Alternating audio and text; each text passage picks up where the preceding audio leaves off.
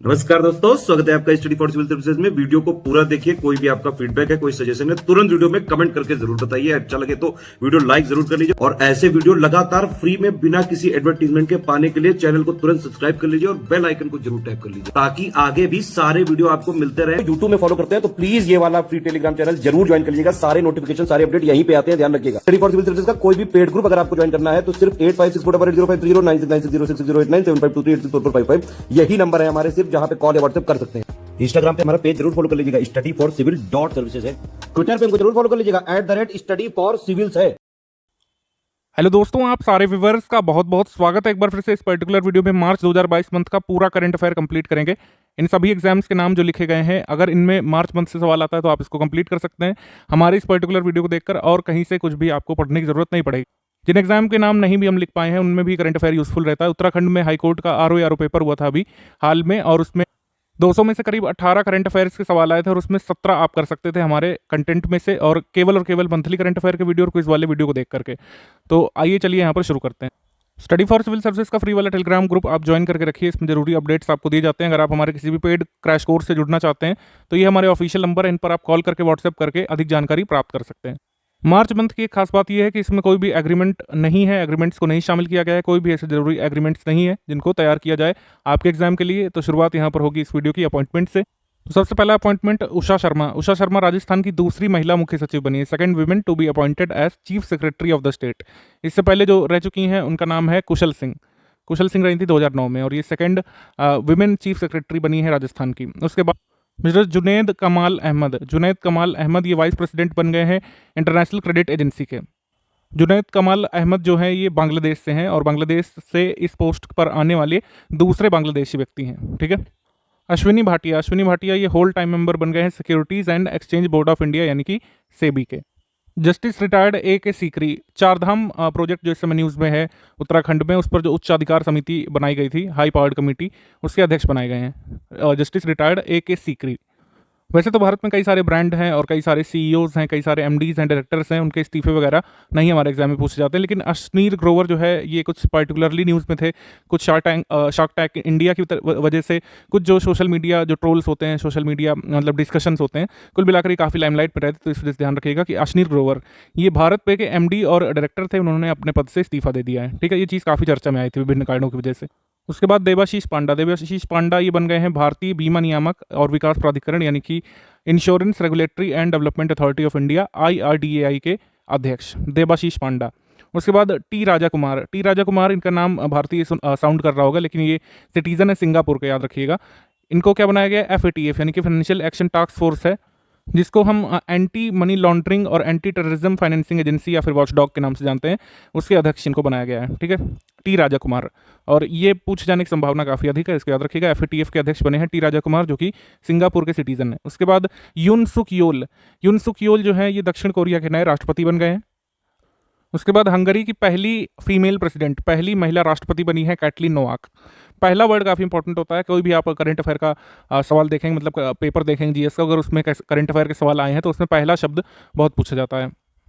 भगवंत मान अभी chief minister Punjab के नियुक्त हुए हैं। अभी जो 5 स्टेट्स में चुनाव हुए हैं तो उसमें जो चेंजेस हुए हैं उनमें आप जरूर एक बार देखिएगा। कभी कभी वनडे एग्जाम्स में पूछा जाता है, उसमें इस तरीके से नहीं पूछेंगे जो चीज़ें न्यूज़ में रहती हैं। जैसे आप नोटिस करेंगे कि जिन 4-5 राज्यों में चुनाव हुए हैं उनमें आप ये जरूर ध्यान रख लेंगे कि CM कौन बनाए, लेकिन किसने उनको शपथ दिलाई है, यानी कि उस स्टेट के गवर्नर प्रेसिडेंट पे कौन है, ये आप भूल सकते हैं। तो इस तरह की भी डिटेल पूछ ली जाती हैं।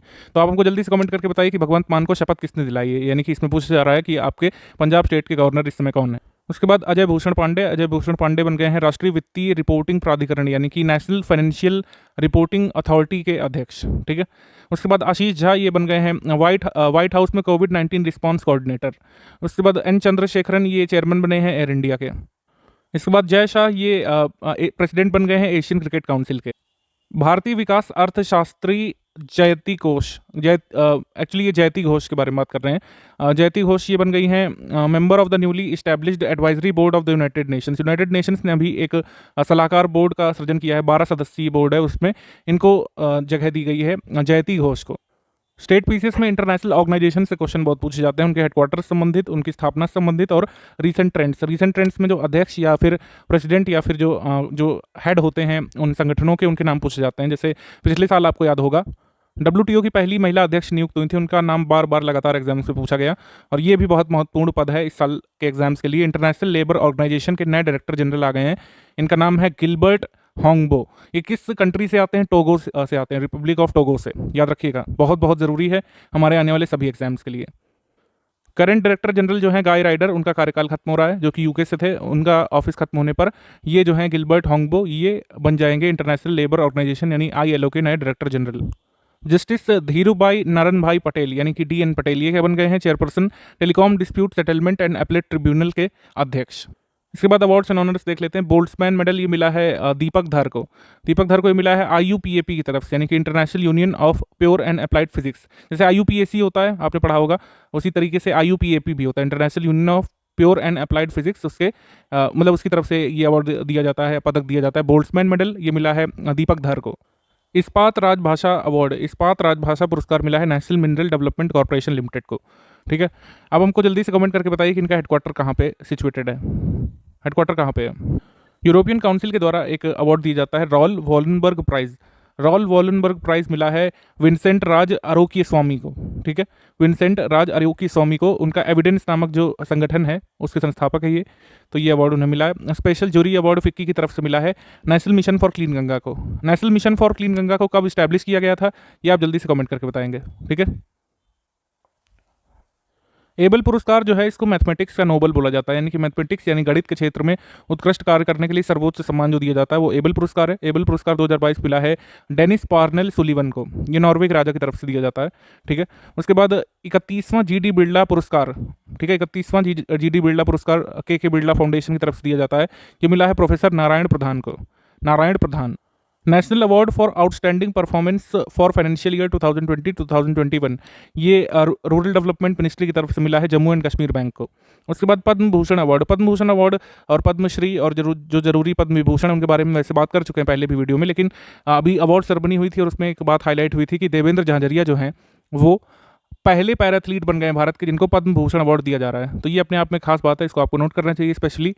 और ये भी नोटिस करना चाहिए कि, या फिर ये भी याद करना चाहिए कि देवेंद्र झाझरिया जो हैं किस स्पोर्ट्स से एसोसिएटेड है। ठीक है, उनके स्पोर्ट्स का नाम आप कमेंट करके बताएंगे। कुछ लोग कमेंट सेक्शन में लिखने पर नाराज होते हैं, आपको बता दिया जाए कि वीडियो के एंड में हम जितने भी इस वीडियो में क्वेश्चन पूछे गए हैं, पुटअप किए गए हैं, उनके आंसर भी दिए जाएंगे इस वीडियो में। मिस वर्ल्ड 2021 कंपटीशन हुआ था, उसके रिजल्ट्स आ गए हैं। मिस वर्ल्ड 2021 अगर आपसे पूछ लें सिर्फ इतना कि कौन बनी है, तो बनी है कैरोलिना ब्लिवास्का। ठीक है, कैरोलिना ब्लिवास्का ये किस देश से आती हैं ये पूछ सकते हैं, तो उसका आंसर आप लगाएंगे पोलैंड। ठीक है, रनर अप रही हैं श्री सैनी जो कि इंडियन ओरिजिन की अमेरिकन सिटीजन है। थर्ड प्लेस पर ओलिविया येस रही हैं, वो कोट इक्वाडोर से हैं, कोट डी आइवर से हैं। ठीक है, 99% केस में आपसे मिस वर्ल्ड 2021 का विजेता पूछा जाएगा, तो उसका नाम है कैरोलिना ब्लिवास्का। ये ध्यान रखिएगा आप, ये पोलैंड से आती हैं, यही हमारे लिए महत्वपूर्ण है इस स्लाइड में। मार्च मंथ में गवर्नमेंट ऑफ मालदीव ने स्पोर्ट्स आइकन अवार्ड कुछ डिस्ट्रीब्यूट किए हैं दुनिया भर के अलग अलग स्पोर्ट्स डिसिप्लिन से आने वाले 16 एथलीट्स या फिर 16 प्लेयर्स को। उनमें से एक शामिल हैं cricket player Suresh Raina. Suresh Raina retire हो चुके हैं इंटरनेशनल क्रिकेट से, आपको पता है, सभी फॉर्मेट से, और स्पोर्ट्स आइकन अवार्ड इन्हें मिला है। Sports star aces award 2022, sports star aces awards 2022 में कुछ कैटेगरीज इधर हैं जो कम इंपॉर्टेंट हैं, जो एकदम एक्सट्रीम राइट में लिखी हुई हैं। मोस्ट इंपॉर्टेंट ये पूछ सकते हैं कि स्पोर्ट्स स्टार एसिस 2022 में sports person of the year का अवार्ड किसे मिला है, तो पुरुष श्रेणी में नीरज चोपड़ा को। ठीक है, जैवलिन थ्रो में स्वर्ण पदक दिलाया हमको टोक्यो ओलंपिक में। मीराबाई चानू सिल्वर मेडल इन्होंने जीता था टोक्यो ओलंपिक में। तो ये मेल और फीमेल कैटेगरी में sports person of the year इन्हें मिला है। बाकी कुछ ज़्यादा इंपॉर्टेंट कैटेगरीज नहीं है, जैसे विशेष मान्यता पुरस्कार याद रख सकते हैं, वर्ष की सर्वश्रेष्ठ खिलाड़ी और टीम खेल इसमें देख सकते हैं, sports women of the year cricket में देख सकते हैं, मिताली राज देख सकते हैं, बस इतना काफ़ी होगा। और वर्ष की पैराथलीट खिलाड़ी महिला में अवनी लेखरा का नाम, ये एक बार जरूर देखिएगा। उसके बाद business leader of the year award Yohan Poonawalla को मिला है ग्रेविटस फाउंडेशन की तरफ से। उसके बाद international women of courage award 2022 ये मिला है नेपाल की ट्रांसजेंडर एक्टिविस्ट भूमिका श्रेष्ठ को और बांग्लादेश की पर्यावरण अधिवक्ता रिजवाना हसन को। ये यूएस स्टेट डिपार्टमेंट की तरफ से दिया जाता है। 10 अन्य महिलाओं को भी इस अवार्ड से सम्मानित किया गया है, लेकिन उनका नाम ध्यान रखना हमारे लिए जरूरी नहीं है। हमारे पड़ोसी देश के आसपास की जो है उनका नाम यहाँ पर लिख दिया हमने, जो कि आ सकता है हमारे एग्जाम में। एक प्रिट्जगर पुरस्कार होता है, प्रिट्जगर आर्किटेक्चर अवार्ड 2022। प्रिट्जगर को आर्किटेक्चर का नोबेल प्राइज़ भी बोलते हैं, आर्किटेक्चर के क्षेत्र में दिया जाता है। ये मिला है फ्रांसिस केरे को। फ्रांसिस केरे जो हैं ये बर्किना फासो से आते हैं और ये जो है पहले अफ्रीकन ओरिजिन के व्यक्ति हैं जिनको ये प्रिट्जगर पुरस्कार पहली बार दिया जा रहा है 2022 में। ठीक है, बाकी 2021 में किसने जीता ये एक बार जरूर देख सकते हैं, 20 वाला ध्यान रखने की ज़रूरत नहीं होगी। राष्ट्रीय जल पुरस्कार को हमने पिछले मंथ्स में कवर कर लिया है, लेकिन इसमें एक और कैटेगरी है जिसमें श्री माता वैष्णो देवी श्राइन बोर्ड का अवार्ड मिला है मिनिस्ट्री ऑफ जल शक्ति की तरफ से। नेशनल वाटर अवार्ड्स 2022 में माता वैष्णो देवी श्राइन बोर्ड को ये अवार्ड मिला है बेस्ट इंस्टीट्यूशन या फिर रिलीजियस ऑर्गेनाइजेशन की कैटेगरी में वाटर कंजर्वेशन के अपने प्रयासों के लिए। ठीक है, तो माता वैष्णो देवी श्राइन बोर्ड को भी मिनिस्ट्री ऑफ जल शक्ति का नेशनल वाटर अवार्ड 2022 में एक कैटेगरी में अवार्ड मिला है, जो कि है रिलीजियस ऑर्गेनाइजेशन की कैटेगरी। विंग्स इंडिया 2022 जो हुआ था अभी हैदराबाद में आयोजन, उसमें कोविड चैंपियन पुरस्कार दिए गए थे कुछ एयरपोर्ट्स को। उसमें है Cochin international airport limited, Cochin international airport limited, Kempegowda अंतर्राष्ट्रीय हवाई अड्डा जो बेंगलुरु में है, और साथ ही छत्रपति शिवाजी महाराज अंतर्राष्ट्रीय हवाई अड्डा। इन सभी हवाई अड्डों ने अलग अलग कैटेगरीज में अवार्ड जीते। जैसे छत्रपति शिवाजी महाराज अंतर्राष्ट्रीय हवाई अड्डे ने कुशल हारित प्रथाओं के लिए विंग्स इंडिया अवार्ड 2022 द्वारा एविएशन सस्टेनेबिलिटी एंड एनवायरनमेंट पुरस्कार जीता। कैंपगोड़ा हवाई अड्डे बेंगलुरु ने सामान्य श्रेणी के तहत 2 सर्वश्रेष्ठ हवाई अड्डे और कार्यक्रम में एविएशन इनोवेशन पुरस्कार जीता। कोविड चैंपियन का पुरस्कार मिला है कोचीन इंटरनेशनल एयरपोर्ट लिमिटेड को। ठीक है, अभी विंग्स इंडिया क्या है ये हम नीचे देखेंगे सबमिट वाला जब सेक्शन करेंगे। उसके बाद annual Aegis Graham Bell awards. Graham Bell awards में कुछ भारतीय जो इनिशिएटिव रहे हैं उनको पुरस्कृत किया गया है, खाली उन इनिशिएटिव का नाम ध्यान रखिए आप। ठीक है, तो ग्राहम बेल अवार्ड्स में जो भारत के इनिशिएटिव सम्मानित किए गए हैं वो कौन कौन से हैं? सामाजिक कल्याण के लिए तकनीक की श्रेणी में ITU के कॉमन अलर्टिंग प्रोटोकॉल पर आधारित आपदा प्रबंधन और तैयारी के लिए स्वदेशी अर्निंग प्लेटफॉर्म, इसको CDOT द्वारा बनाए गए संवाद को, CDOT क्वारंटाइन अलर्ट सिस्टम को। ठीक है, ये 3 हो गए। तो ये सभी जो है किसने बनाए हैं, ये सारे इनिशिएटिव किसने लिए थे कोविड के समय? Centre for development of telematics, centre for development of telematics के ये 3 इनिशिएटिव हैं जिनको ग्राहम बेल अवार्ड्स में 3 अलग अलग कैटेगरीज में सम्मानित किया गया है। 5वां विमेन ट्रांसफॉर्मिंग इंडिया अवार्ड्स, ये सेरेमनी हुई थी नीति आयोग और नीति आयोग का जो विमेन एंटरप्रेन्योरशिप प्लेटफॉर्म है और विमेन ट्रांसफॉर्मिंग इंडिया अवार्ड्स के नाम से अवार्ड्स फंक्शन आयोजित करता रहा। ये 5वां संस्करण था विमेन ट्रांसफॉर्मिंग इंडिया अवार्ड्स का, और इसमें कई सारे विमेन्स को पुरस्कार मिला है। हम यहाँ पर उत्तर प्रदेश की महिलाओं को मिले पुरस्कारों की यहाँ पर लिस्ट देखेंगे। गौरी गोपाल अग्रवाल ये मुजफ्फरनगर से हैं, इन्हें अवार्ड मिला है। निमिषा वर्मा ये लखनऊ से, समीना बानो लखनऊ से, स्वाति पांडे लखनऊ से और प्राची कौशिक मथुरा से। मार्च मंथ में बाफ्टा अवार्ड 2022 और साथ ही ऑस्कर 2022 जो है या फिर 94वें ऑस्कर हैं उनके रिजल्ट्स भी आ गए और इनके पूछे जाने की संभावना काफ़ी रहती है। जो इंपॉर्टेंट कैटेगरीज हैं खाली उन्हीं पर बात करेंगे यहाँ पर। बाफ्टा अवार्ड्स में सर्वश्रेष्ठ फिल्म, ये the power of the dog नामक फिल्म को बाफ्टा अवार्ड 2022 में सर्वश्रेष्ठ फिल्म यानी बेस्ट फिल्म की कैटेगरी में रखा गया है। सर्वश्रेष्ठ निर्देशक Jane Campion, the power of the dog की निर्देशक जो हैं जेन कैंपियन, उन्हें अवार्ड मिला है। और प्रमुख भूमिका यानी कि लीड रोल में सर्वश्रेष्ठ अभिनेत्री में जोआना स्कैनलॉन को मिला है आफ्टर लव नामक फिल्म के लिए। उसके बाद प्रमुख भूमिका में सर्वश्रेष्ठ अभिनेता विल स्मिथ, जिन्हें ऑस्कर में भी ये मिला है बेस्ट एक्टर का अवार्ड इसी फिल्म के लिए, किंग रिचर्ड के लिए, तो ये भी याद रखना आसान होगा। Best actor in leading role में विल स्मिथ किंग रिचर्ड नामक फिल्म के लिए। ठीक है, इसमें और भी कैटेगरीज होती हैं डॉक्यूमेंट्री की, सपोर्टिंग रोल की और बाकी सारी, लेकिन वो हमारे लिए जरूरी नहीं होती हैं। अगर हम यहाँ पर बात कर ले कि किस फिल्म को सर्वाधिक पुरस्कार मिले तो उसका नाम है ड्यून। एयरपोर्ट काउंसिल इंटरनेशनल के द्वारा अवार्ड्स दिए जाते हैं हर साल, उसको बोलते हैं एयरपोर्ट सर्विस क्वालिटी सर्वे अवार्ड 2021 वाला, ये अभी लेटेस्ट वाला है जो 2022 में दिया जा रहा है। तो इसमें कुछ कैटेगरीज हैं, इसमें भारतीय हवाई अड्डों को जहाँ जहाँ पर सम्मानित किया गया उनके नाम हम देखेंगे। 2 से 5 मिलियन पैसेंजर्स पर ईयर की श्रेणी में चंडीगढ़ हवाई अड्डे को यहाँ पर पुरस्कार मिला है। उसके बाद 5 से 15 मिलियन यात्रियों वाले हवाई अड्डे में सरदार वल्लभ भाई पटेल अंतर्राष्ट्रीय हवाई अड्डा जो गुजरात में है, अहमदाबाद में, उसको अवार्ड मिला है। उसके बाद प्रतिवर्ष 15 से 25 मिलियन यात्रियों वाले हवाई अड्डे की कैटेगरी में राजीव गांधी इंटरनेशनल एयरपोर्ट को मिला है जो कि हैदराबाद तेलंगाना में। फिर प्रतिवर्ष 40 मिलियन से अधिक यात्रियों वाले हवाई अड्डे की कैटेगरी में इंदिरा गांधी अंतर्राष्ट्रीय हवाई अड्डे को लगातार चौथी बार इस कैटेगरी में नई दिल्ली में जो हवाई अड्डा है उसे अवार्ड मिला है। ठीक है, और साथ ही साथ इसी कैटेगरी में छत्रपति शिवाजी महाराज अंतर्राष्ट्रीय हवाई अड्डे को भी रखा गया है जो कि मुंबई में है। अंतर्राष्ट्रीय महिला दिवस के अवसर पर नारी शक्ति पुरस्कार दिए जाते हैं। नारी शक्ति पुरस्कार वर्ष 2020 और 2021 के इस साल एक ही साथ दिए गए हैं। तो इसमें जो उत्तर प्रदेश की महिलाओं को जो पुरस्कार मिले उनको हम यहाँ पर नोट करेंगे। वर्ष 2020 के लिए नारी शक्ति पुरस्कार मिला है आरती राणा को, जो कि लखीमपुर खीरी डिस्ट्रिक्ट से आती हैं। ठीक है, उसके बाद 2021 वर्ष के लिए मिला है नीरजा माधव को, जो कि वाराणसी उत्तर प्रदेश से आती हैं। उन्हें किस लिए अवार्ड मिला है उसका डिस्क्रिप्शन यहाँ पर दे रखा है, जो कि जनरली आता नहीं है एग्जाम में। ठीक है, विश्वकर्मा राष्ट्रीय पुरस्कार जो होते हैं ये राष्ट्रीय स्तर पर जो औद्योगिक उपक्रम होते हैं यानी कि आपके इंडस्ट्रियल इंटरप्राइजेस हैं उन्हें ये अवार्ड दिए जाते हैं, ये याद रखिएगा। और इसमें भी इस साल सबसे ज़्यादा अवार्ड किससे मिले हैं? सेल को मिले हैं। ठीक है, महारत्न कंपनी जो है हमारी सेल, कुल 96 में से 52 पुरस्कार सेल कंपनी को गए हैं, बस इतना काफ़ी होगा।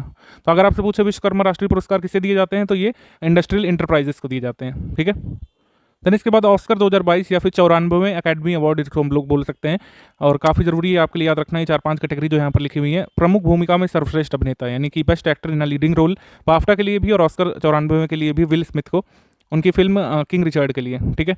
और अग्रणी भूमिका में सर्वश्रेष्ठ अभिनेत्री कैटेगरी में जेसिका चैस्टेन को द आइज ऑफ टैमी 5 नामक फिल्म के लिए। उसके बाद सर्वश्रेष्ठ फिल्म की अगर बात कर लें जिसको ऑस्कर पुरस्कार मिला है, ये है कोडा नामक फिल्म। उसके बाद सर्वश्रेष्ठ अंतर्राष्ट्रीय feature film drive my car, जो कि जापान की एक फिल्म है, और वृत्त चित्र लघु विषय में यानी कि डॉक्यूमेंट्री शॉर्ट सब्जेक्ट में क्वीन ऑफ बास्केटबॉल को, और सर्वश्रेष्ठ निर्देशक या फिर निर्देशन की कैटेगरी में जेन कैंपियन को द पावर ऑफ डॉग नामक फिल्म के लिए। तो इतनी कैटेगरीज काफ़ी हैं, बाकी सारी कैटेगरीज हमारे लिए नहीं जरूरी हैं। बढ़ते हैं हम लोग आगे, इसको स्क्रॉल कर दे रहे हैं तो आप इंग्लिश मीडियम वाले भी इसका स्क्रीनशॉट ले लीजिए। हम लोग आएंगे यहाँ पर बुक्स एंड ऑथर पर। बुक्स एंड ऑथर देखेंगे हम लोग मार्च मंथ 2022 की। सबसे पहले है Soli Sorabjee life and times, ये बायोग्राफी है सोली सोराबजी की, इसको लिखेंगे अभिनव चंद्रचूड़। सोली सोराबजी के बारे में जानना आपके लिए जरूरी है, पॉलिटिक्स से रिलेटेड इंपॉर्टेंट फिगर है ये। सोली सोराबजी ने वर्क किया था 7th as well as 11th attorney general of India के तौर पर, और सबसे कम समय के लिए भी अटॉर्नी जनरल रह चुके हैं सोली सोराबजी जब उनका एक कार्यकाल था। सोली सोराबजी कमेटी भी हमारे एग्जाम में पूछी जाती है, तो डॉक्टर सोली सोराबजी की अध्यक्षता में एक विशेषज्ञ कमेटी बनाई गई थी 2005 सितंबर में एक नवीन मॉडल पुलिस अधिनियम का मसौदा तैयार करने के लिए। तो हमसे पूछ लें अगर कि Soli Sorabjee committee associated with what, तो उसका आंसर हो जाएगा आपका पुलिस रिफॉर्म्स, ठीक है। पुलिस रिफॉर्म से एसोसिएटेड है सोली सोराबजी कमेटी। उंगलिल ओरुवन यानी कि वन अमंग यू, ठीक है, इस नाम से ऑटोबायोग्राफी लिख रहे हैं तमिलनाडु के चीफ मिनिस्टर M.K. स्टालिन, ठीक है। राहुल गांधी ने चेन्नई में इसको लॉन्च किया था, ये उनकी आत्मकथा का पहला खंड है। उसके बाद the millennial Yogi a modern day parable about reclaiming one's life, इसको लिखा है दीपम चटर्जी ने। उड़ान एक मजदूर बच्चे की, इसको लिखा है मिथिलेश तिवारी ने। The queen of Indian pop the authorised biography of Usha Uthup, ये उषा उथुप की ऑथराइज्ड बायोग्राफी है, इसको लिख रहे हैं विकास कुमार झा। सोली सोराबजी के बारे में बात कर लिया हमने। उसके बाद role of labour in India's development, ये पुस्तक जो है V Giri National Labour Institute जो कि नोएडा में है, वहाँ की तरफ से जारी की गई है, ठीक। उसके बाद लेंथ नॉवल मॉनसून नाम से, ये डिप्लोमेट पूर्व डिप्लोमेट है अजय के, पूर्व IAS ऑफिसर, इन्होंने लिखी है। इस किताब को साहित्य अकादमी द्वारा पब्लिश किया जा रहा है, ठीक है। मॉनसून नाम है इस लेंथ पोएम का। देन इसके बाद टॉम्ब ऑफ सैंड यानी कि रेत समाधि, इंटरनेशनल बुकर पुरस्कार जो हर साल दिया जाता है, उसमें पहले एक लॉन्ग लिस्ट बनती है, उसमें कुछ नॉवेल सिलेक्ट की जाती हैं और फिर उनमें से सबको हटा करके एक को फाइनली इंटरनेशनल बुकर पुरस्कार दिया जाता है। तो 2022 ईयर के लिए इंटरनेशनल बुकर पुरस्कार में लॉन्ग लिस्ट तैयार की गई है 13 पुस्तकों की। उसमें से पहली बार ऐसा हुआ है कि किसी मतलब ये इंडिया की मतलब हिंदी भाषा में लिखी गई किसी नॉवेल को सिलेक्ट किया जा रहा है, हालांकि इसका इंग्लिश ट्रांसलेशन वहाँ पर पहुँचा है। तो टॉम्ब ऑफ सैंड वो ट्रांसलेटेड वर्जन है। रेत समाधि नाम से उपन्यास लिखा था गीतांजलि श्री ने, उनके इस नॉवल को ट्रांसलेट किया था डेजी रॉकवेल ने। तो डेजी रॉकवेल द्वारा अनुदित ये हिंदी वाला उपन्यास टॉम्ब ऑफ सैंड के नाम से इंटरनेशनल बुकर प्राइज 2022 की लॉन्ग लिस्ट में शामिल किया गया है, ठीक है। तो पहली बार ऐसा हुआ है कि किसी हिंदी लैंग्वेज के वर्क को इस लॉन्ग लिस्ट में जगह मिली है, ठीक। रिस्ट एश्योर्ड ये ऑटोबायोग्राफी है गुंडप्पा विश्वनाथ की, ठीक है। पूर्व क्रिकेटर गुंडप्पा विश्वनाथ और R कौशिक इसको मिल करके लिख रहे हैं। उसके बाद unfilled barrels India's oil story, इसको लिखा है ऋचा मिश्रा ने। उसके बाद the little book of joy Dalai Lama लिख रहे हैं, जिनका जो वास्तविक नाम है वो तेंजिंग ग्यात्सो है, और डेसमंड टुटू दोनों मिलकर इसे लिख रहे हैं the little book of Joy. March month के काफ़ी सारे डेज इंपॉर्टेंट हैं, जैसे कि स्वतंत्रता सेनानी वीर सावरकर की पुण्यतिथि 26 फेब को होती है। 28 मई 1883 को इनका जन्म हुआ था। कुछ महत्वपूर्ण पुस्तकें जो इनके द्वारा लिखी गई हैं वो है जोसेफ मैजनी जीवन कथा और राजनीति, the Indian war of independence, और Hindutva who is a Hindu. जो संगठन जिनसे एसोसिएटेड हैं वीर सावरकर, उनका नाम है अभिनव भारत और मित्र मेला। ये अक्सर जो है इंडियन मॉडर्न हिस्ट्री में पूछे जाते रहते हैं। राष्ट्रीय प्रोटीन दिवस 27 फेब को होता है। इस बार इसकी थीम थी फ्यूड फ्यूचरिज्म। पोलियो रविवार मनाया गया था इस साल 27 फेब को, ठीक है। इसको पोलियो राष्ट्रीय टीकाकरण दिवस बोलते हैं, और ये 27 फेब को हुआ था 2022 में। पोलियो रविवार के नाम से जानते हैं इसको। और एक बात और ध्यान रखना है आपको कि पोलियो कब इंडिया से एलिमिनेट किया गया, इंडिया से कब पोलियो को एलिमिनेट घोषित कर दिया था WHO ने, वो डेट आप हमको कमेंट करके बताइए। एटलीस्ट ईयर आपको याद रखना बहुत ज़रूरी है, ठीक। उसके बाद वर्ल्ड NGO डे, ये 27 फेब को होता है। नेशनल साइंस डे यानी कि राष्ट्रीय विज्ञान दिवस, ये 28 फेब को होता है, और इस बार इसकी थीम थी integrated approach in science and technology for sustainable future. Rare diseases day हम लोग मनाते हैं 28 फेब को। शून्य भेदभाव दिवस या फिर जीरो डिस्क्रिमिनेशन डे मनाते हैं 1 मार्च को। उसके बाद विश्व वन्य जीव दिवस यानी कि वर्ल्ड वाइल्ड लाइफ डे, ये मनाते हैं 3 मार्च को। इस बार इसकी थीम थी रिकवरिंग की स्पीशीज फॉर इकोसिस्टम रिस्टोरेशन। उसके बाद वर्ल्ड हियरिंग डे, ये होता है 3 मार्च को। और वर्ल्ड सेफ्टी डे होता है, नेशनल सेफ्टी डे एक्चुअली, ये होता है 4 मार्च को। और पहला राष्ट्रीय सुरक्षा दिवस आयोजित किया गया था 1972 को। वर्ल्ड ओबेसिटी डे होता है 4 मार्च को। नेशनल सिक्योरिटी वीक मनाया गया था इस साल 4 मार्च से 10 मार्च के बीच। जन औषधि दिवस सप्ताह ये 1 से 7 मार्च को मनाया गया था। और चौथा जन औषधि दिवस मनाया गया था 7 मार्च को, और इसकी थीम थी जन औषधि जन उपयोगी। इंटरनेशनल वुमेन्स डे होता है 8 मार्च को, और इसकी थीम थी gender equality today for sustainable tomorrow. World consumer rights day 15 मार्च को होता है, इस बार इसकी थीम थी fair digital finance. National vaccination day या फिर नेशनल इम्यूनाइजेशन डे इसको बोल सकते हैं, ये 16 मार्च को होता है। वैक्सीन फॉर ऑल इसकी थीम थी। भारत की पहली महिला अंतरिक्ष यात्री कल्पना चावला की जयंती 17 मार्च 2022 को मनाई गई थी। 17 मार्च 1962 को एक्चुअली करनाल में कल्पना चावला का जन्म हुआ था। ग्लोबल रिसाइकलिंग डे होता है ये 18 मार्च को। रिसाइकलिंग फ्रेटर्निटी इस बार इसकी थीम थी। सीआरपीएफ रेजिंग डे होता है 19 मार्च को। वर्ल्ड ओरल हेल्थ डे होता है 20 मार्च को। उसके बाद इंटरनेशनल डे ऑफ हैप्पीनेस होता है 20 मार्च को, और हैप्पीनेस रिपोर्ट भी इसी दिन आती है, वो हम देखेंगे अभी सेक्शन जब हम लोग करेंगे रैंक्स रिपोर्ट्स इंडेक्स का। नस्लीय भेदभाव के उन्मूलन के लिए अंतर्राष्ट्रीय दिवस ये होता है 21 मार्च को। इंटरनेशनल डे ऑफ फॉरेस्ट ये होता है 21 मार्च को। इसके बाद डाउन सिंड्रोम दिवस होता है 21 मार्च को, और इस बार इसकी थीम थी इंक्लूजन मीन्स। बिहार दिवस होता है 22 मार्च को, और 110वां बिहार स्थापना दिवस था 1912 में। 22 मार्च को बिहार उड़ीसा को बंगाल प्रांत से अलग करके अलग किया गया था। उसके बाद विश्व जल दिवस ये होता है 22 मार्च को। इस बार इसकी थीम थी ground water making the invisible visible. शहीदी दिवस, शहीद दिवस या फिर सर्वोदय दिवस ये होता है मार्टिर्स डे। इस दिन जो है फांसी हुई थी 23 मार्च को भगत सिंह, शिवराम राजगुरु और सुखदेव थापर को। ठीक है, ये शहीद दिवस महात्मा गांधी की पुण्यतिथि वाला नहीं है, वो भी शहीद दिवस होता है लेकिन ये अलग है। तो 2 शहीद दिवस होते हैं भारत में, और उसको इससे अलग कर सकते हैं, इसको सर्वोदय दिवस भी बोला जाता है मार्च वाले को। उसके बाद वर्ल्ड मेट्रोलॉजिकल डे ये होता है 23 मार्च को। इस बार इसकी थीम है early warning and early action. World tuberculosis day 24 मार्च को होता है। इस बार इसकी थीम थी invest to end TB save lives. ठीक है, invest to end TB save lives. और अर्थ आवर 2022 ये 26 मार्च को हुआ था, मार्च महीने के आखिरी शनिवार को होता है। इस बार इसकी थीम थी shape our future. Defence current affair देखेंगे। सबसे पहले स्लाइनेक्स। स्लाइनेक्स जो है एक मैरीटाइम एक्सरसाइज है, भारत करता है श्रीलंका के साथ। विशाखापट्टनम में इसका आयोजन हुआ था, ठीक है, मार्च मंथ में। बस इतना काफ़ी है। वायु शक्ति नाम से ये अभ्यास है। ये पहले शेड्यूल्ड था लेकिन एंड मोमेंट में इसको कैंसिल करना पड़ा। यूक्रेन क्राइसिस जो चल रही थी उसके बीच ये वायु शक्ति पहले पोखरण रेंजेस राजस्थान में होना था, लेकिन ये नहीं हो पाया फाइनली। उसके बाद ब्रह्मोस मिसाइल का सफल परीक्षण चेन्नई से किया गया था मार्च मंथ में, 5 मार्च को किया गया था। और जो ये टाइप जिसका ये परीक्षण किया गया था वो कौन सी है? Extended range land attack BrahMos supersonic cruise missile. ठीक है, आईएनएस चेन्नई से इसका परीक्षण किया गया था 5 मार्च को। भारतीय तटरक्षक जहाज ICGS सक्षम को कमीशन कर दिया गया गोवा में, और जो है ऑफशोर पेट्रोल डीजल वर्क की श्रृंखला में ये 5वां और आखिरी जहाज है जिसको कमीशन किया जाना था। जो पहले ही कमीशन हो चुके हैं वो है ICGS सचेत, ICGS सुजीत, ICGS सार्थक जिसका नाम पूछा गया था कि UPPCS आपके 2020 वाले पेपर में, और ICGS सजग ये 2021 में हुआ था, और ये लेटेस्ट है ICGS सक्षम। ठीक है, तो इसका नाम ध्यान रखिएगा। आपसे ऐसे पूछेंगे कि ICGS सक्षम इज वॉट, तो आप लगाएंगे ये एक OPV है, यानी कि ऑफशोर पेट्रोल वीजल है। देन इसके बाद जॉइंट मिलिट्री एक्सरसाइज लमाइती है। लमाइती जो है सीशेल्स में होना था, सीशेल्स के साथ भारत अभ्यास करता है लमाइती के नाम से। उसके बाद डस्ट लेक भारत करता है उज्बेकिस्तान के साथ। ये एक्सरसाइज जो है यांगियारिक नाम की जगह पर उज्बेकिस्तान में हुई थी, और इसका आखिरी वर्जन जो है मार्च 2021 में हुआ था रानीखेत उत्तराखंड में। तो ऑब्वियस सी बात है कि इस बार वाला उज्बेकिस्तान में होना था। एक देश दूसरे देश में जाकर के करते हैं जनरली जॉइंट एक्सरसाइज। एक बार एक देश जाता है, फिर अगले वर्ष दूसरा देश उस देश में जाता है। तो भारत को जाना था उज्बेकिस्तान में, तो यांगियार्क में ये दस्तलिक अभ्यास हुआ था। दस्तलिक हम लोग करते हैं उज्बेकिस्तान के साथ। उसके बाद उत्तर कोरिया ने हवासोंग 17 नाम से मिसाइल का सफल परीक्षण किया है, और विश्लेषकों द्वारा इस मिसाइल को मॉन्स्टर मिसाइल नाम दिया जा रहा है। तो अगर हमसे पूछे कि मॉन्स्टर मिसाइल हवासोंग 17 का सफल परीक्षण किसने किया है, तो नॉर्थ कोरिया ने किया है। ठीक है, नॉर्थ कोरिया ने। कोल्ड रिस्पॉन्स 2022 ये नॉर्वे में ये होना था अभ्यास। इसको नाटो द्वारा आयोजित किया जाता है, और इसमें नाटो सहयोगी और उनके जो एसोसिएटेड कंट्रीज होते हैं वो इसमें पार्टिसिपेट करते हैं। Cold response 2022।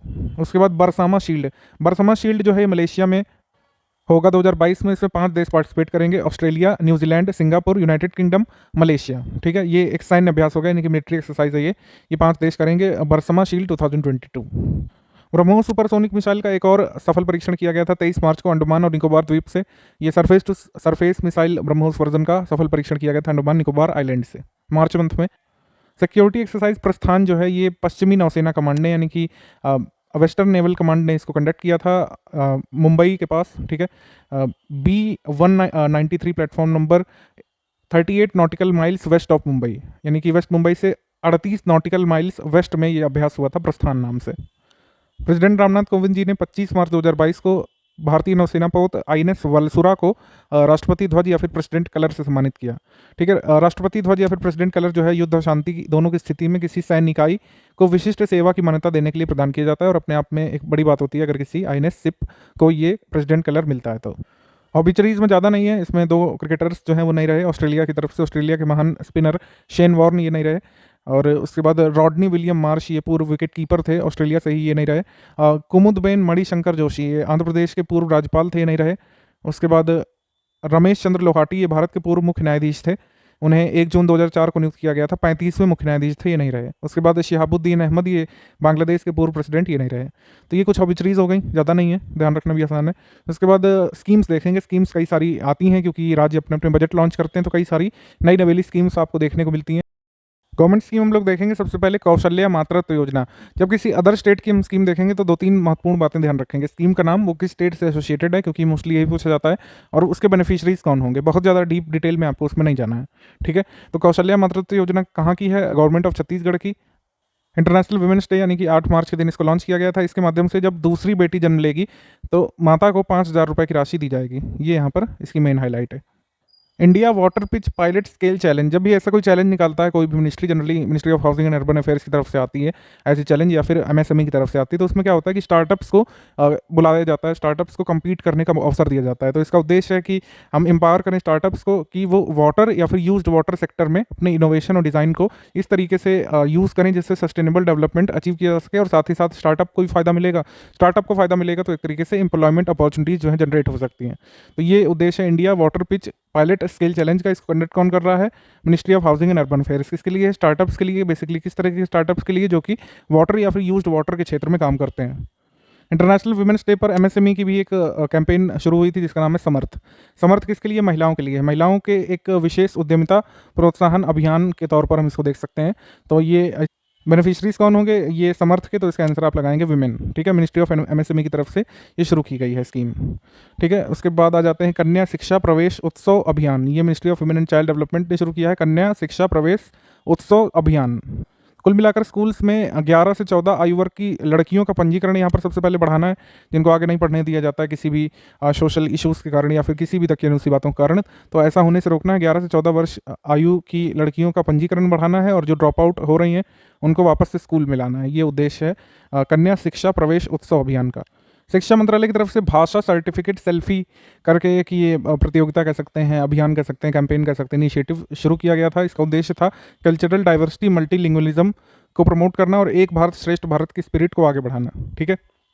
और भाषा संगम मोबाइल ऐप भी इसके लिए लॉन्च किया गया था। एक भारत श्रेष्ठ भारत करके एक स्कीम भी आई थी, और वो आई थी 31 अक्टूबर 2015 को, ठीक है। थोड़ी सी पुरानी स्कीम भी हम लोग बीच बीच में रिवाइज करते रहेंगे। एक भारत श्रेष्ठ भारत की डेट क्या है? 31 अक्टूबर 2015। ये सरदार वल्लभ भाई पटेल जी की बर्थ एनिवर्सरी पर लॉन्च की गई थी, याद रखिएगा। यूनियन हेल्थ मिनिस्ट्री की तरफ से हील बाय इंडिया इनिशिएटिव शुरू किया गया है। तो जैसा कि नाम से पता चल रहा है, हेल्थ सेक्टर की स्कीम है। भारत में प्रशिक्षित पेशेवरों के लिए विदेशों में रोजगारों के अवसर सृजित करना इस स्कीम का लक्ष्य है, यानी टू क्रिएट और generate job opportunities for India's trend professionals in abroad, ठीक है। भारत में प्रशिक्षित पेशेवरों के लिए विदेशों में रोजगार के अवसर सृजित करना और स्वास्थ्य के क्षेत्र में गुणवत्ता वाले मानव संसाधनों पर मंथन करने के लिए शिक्षा का विस्तार करना, हील बाय इंडिया। उसके बाद दिल्ली शहरी खेती अभियान, दिल्ली अर्बन फार्मिंग कैंपेन, ये शुरू किया गया है गवर्नमेंट ऑफ दिल्ली की तरफ से। इसमें ऐसे कोई खास डिटेल है नहीं, तो आगे बढ़ते हैं हम लोग। स्वच्छ सर्वेक्षण 2022। स्वच्छ सर्वेक्षण 2022 ये 7वां संस्करण है, और ये शुरू हो रहा है 1 मार्च 2022 से। ध्यान रखना है आपको। अब तक 6 संस्करण इसका मतलब हो चुके हैं, ये 7वां संस्करण है स्वच्छ सर्वेक्षण का, ठीक है। सागर परिक्रमा के बारे में बात कर लें तो ministry of fisheries animal husbandry and dairying की ये है, डेयरिंग का इनिशिएटिव है। और इसमें क्या होगा कि पहले चरण में एक यात्रा जो है ऑर्गेनाइज की जाएगी। तो पहली यात्रा ये ऑर्गेनाइज की गई थी सागर परिक्रमा की मांडवी से 5 मार्च को, और एंड हुई थी पोरबंदर में 6 मार्च को। इसका उद्देश्य क्या है सागर परिक्रमा का? कि सस्टेनेबल बैलेंस जो है, utilisation of marine fish resources का और livelihood of coastal fishing communities और फूड सिक्योरिटी का बना रहे, यानी कि मरीन फिशिंग की जाए और एक तरीके से मतलब कुल मिलाकर वही सस्टेनेबल डेवलपमेंट वाला हिसाब किताब है कि लाइवलीहुड भी, जो लोग कोस्टल एरियाज में फिशिंग पर डिपेंडेंट है उनका भी जीवन चलता रहे, और मरीन फिश इंडस्ट्री का भी, मरीन फिश रिसोर्सेज का भी इस तरीके से यूज़ किया जाए कि वो सस्टेनेबली आगे तक चलता रहे, एकदम से उस पर कोई निगेटिव इम्पैक्ट ना पड़े। पुणे मेट्रो रेल परियोजना का उद्घाटन किया गया था PM जी के द्वारा 6 मार्च को। और पुणे में एक छत्रपति शिवाजी महाराज की एक गन मेटल से बनी प्रतिमा का भी अनावरण किया गया था। तो 32.2 किलोमीटर लंबे पुणे मेट्रो रेल परियोजना के 12 किलोमीटर खंड का उद्घाटन किया गया था। पुणे मेट्रो देश की पहली ऐसी परियोजना होगी जिसमें मेक इन इंडिया इनिशिएटिव के तहत स्वदेशी रूप से निर्मित एल्युमिनियम बॉडी कोच यूज़ किए गए हैं। ठीक है, फर्स्ट मेट्रो जिसमें मेक इन इंडिया के तहत स्वदेशी रूप से निर्मित यानी कि indigenously manufactured aluminium body coaches use किए गए हैं, ये ध्यान रखिएगा। Pune metro rail project. स्त्री मनोरक्षा प्रोजेक्ट अनाउंस किया गया ministry of women and child development की तरफ से। Women and child development ministry कह रही है कि स्त्री मनोरक्षा परियोजना के तहत वुमेन्स की मेंटल हेल्थ में सुधार किया जाएगा। और इसको कंडक्ट कैसे करेंगे, जो देश भर में 6000 वन स्टॉप सेंटर्स हैं वुमेन्स के लिए, वहाँ से इनको संचालित किया जाएगा प्रोग्राम को। डोनेट अ पेंशन स्कीम शुरू की गई ministry of labour and employment की तरफ से। इसमें क्या है कि जो आपके घरेलू कामगार हैं, जैसे जो मतलब रिच पीपल होते हैं, एफ्लुएंट पीपल होते हैं, उनके घर में कई सारे लोग काम करते हैं, ड्राइवर होते हैं, डोमेस्टिक हेल्प होते हैं, कई सारे असिस्टेंट्स होते हैं, तो आप उनके कह सकते हैं प्रीमियम भर सकते हैं, उनको सहयोग कर सकते हैं। तो श्रमयोगी मानधन योजना पेंशन स्कीम के अगर वो लाभार्थी हैं तो आप उनके हिस्से का प्रीमियम भर सकते हैं चाहें तो यही है डोनेट अ पेंशन स्कीम। आप जल्दी से कमेंट करके बताइए कि इसको कब लॉन्च किया गया था, श्रम योगी मानधन पेंशन योजना को कब लॉन्च किया गया था।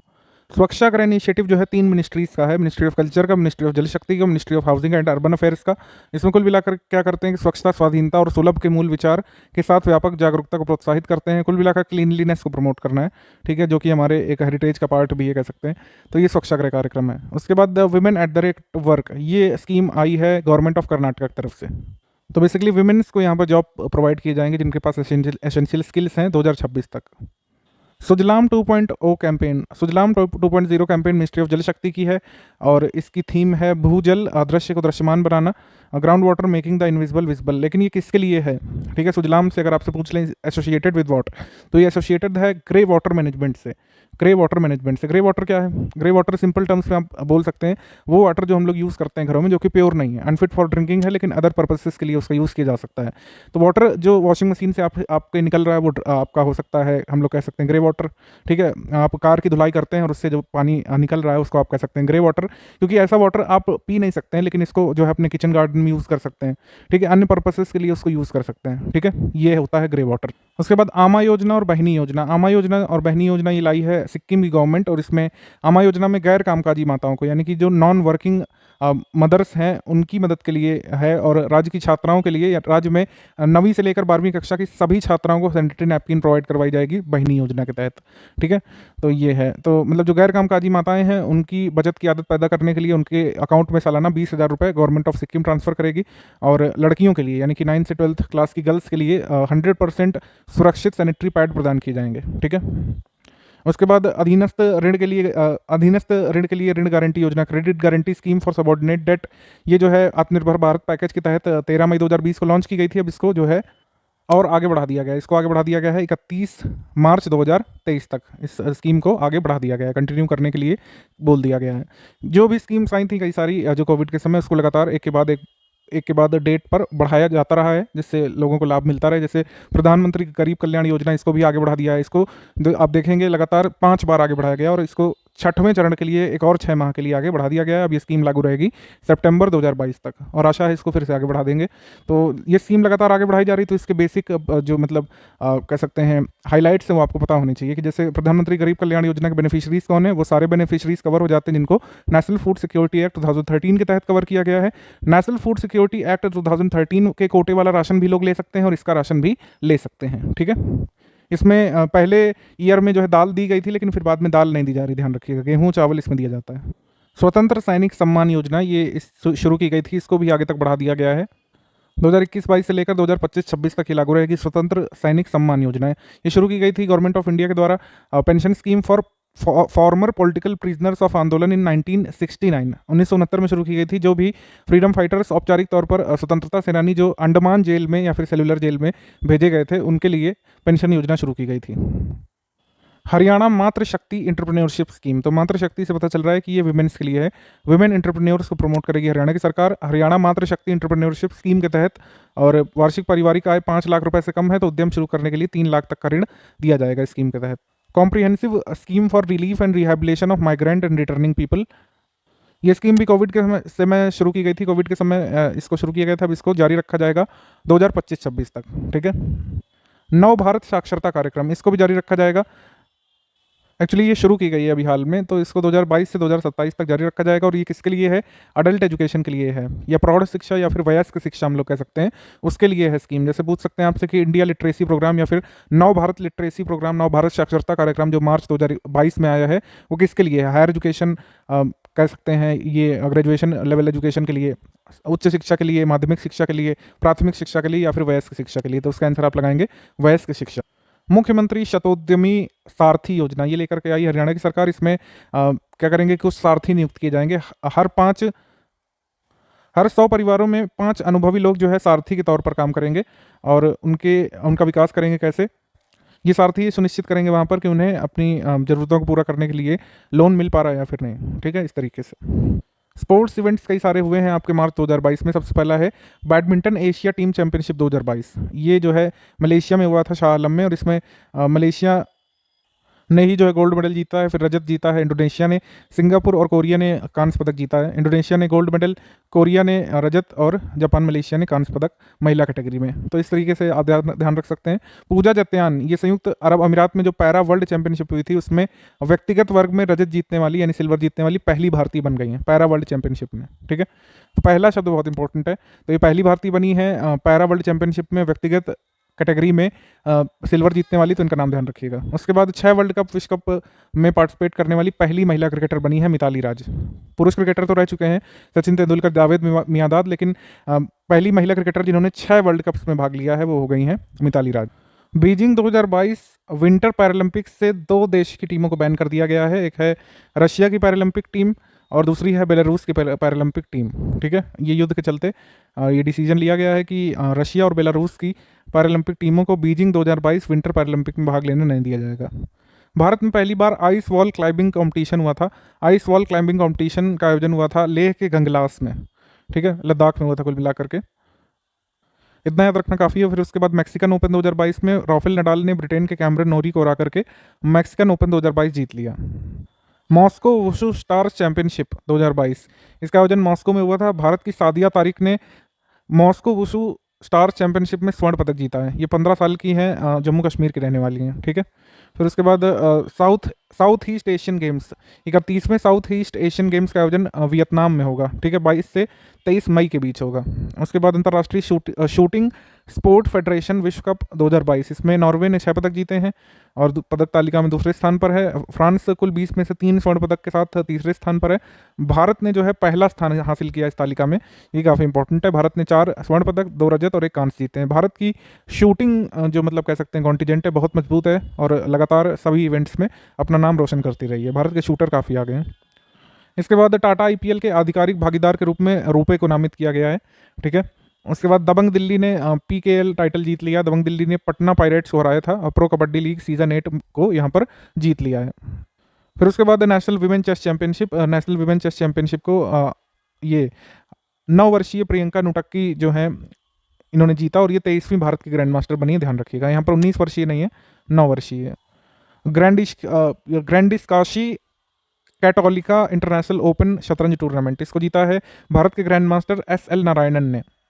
स्ट्रेंजा मेमोरियल बॉक्सिंग टूर्नामेंट इसको बुल्गारिया के सोफिया में आयोजित किया गया था, बुल्गारिया की कैपिटल सोफिया में, और इसमें निखत जरीन ने, नीतू ने जो है स्वर्ण पदक इसमें जीते हैं। उसके बाद पोल वॉल्ट खिलाड़ी डुप्लांटिस ने नया रिकॉर्ड बनाया है।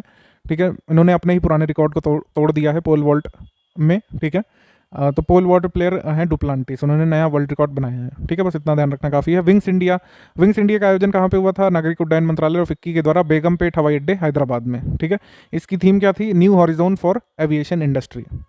भारत पहली बार FIDE चेस ओलंपियाड की मेजबानी करेगा 26 जुलाई 2022 से 8 अगस्त 2022 तक चेन्नई में। ठीक है, इतना याद रखना काफ़ी है। बाकी अगस्त मंथ के करंट अफेयर में बताया जाएगा आपको।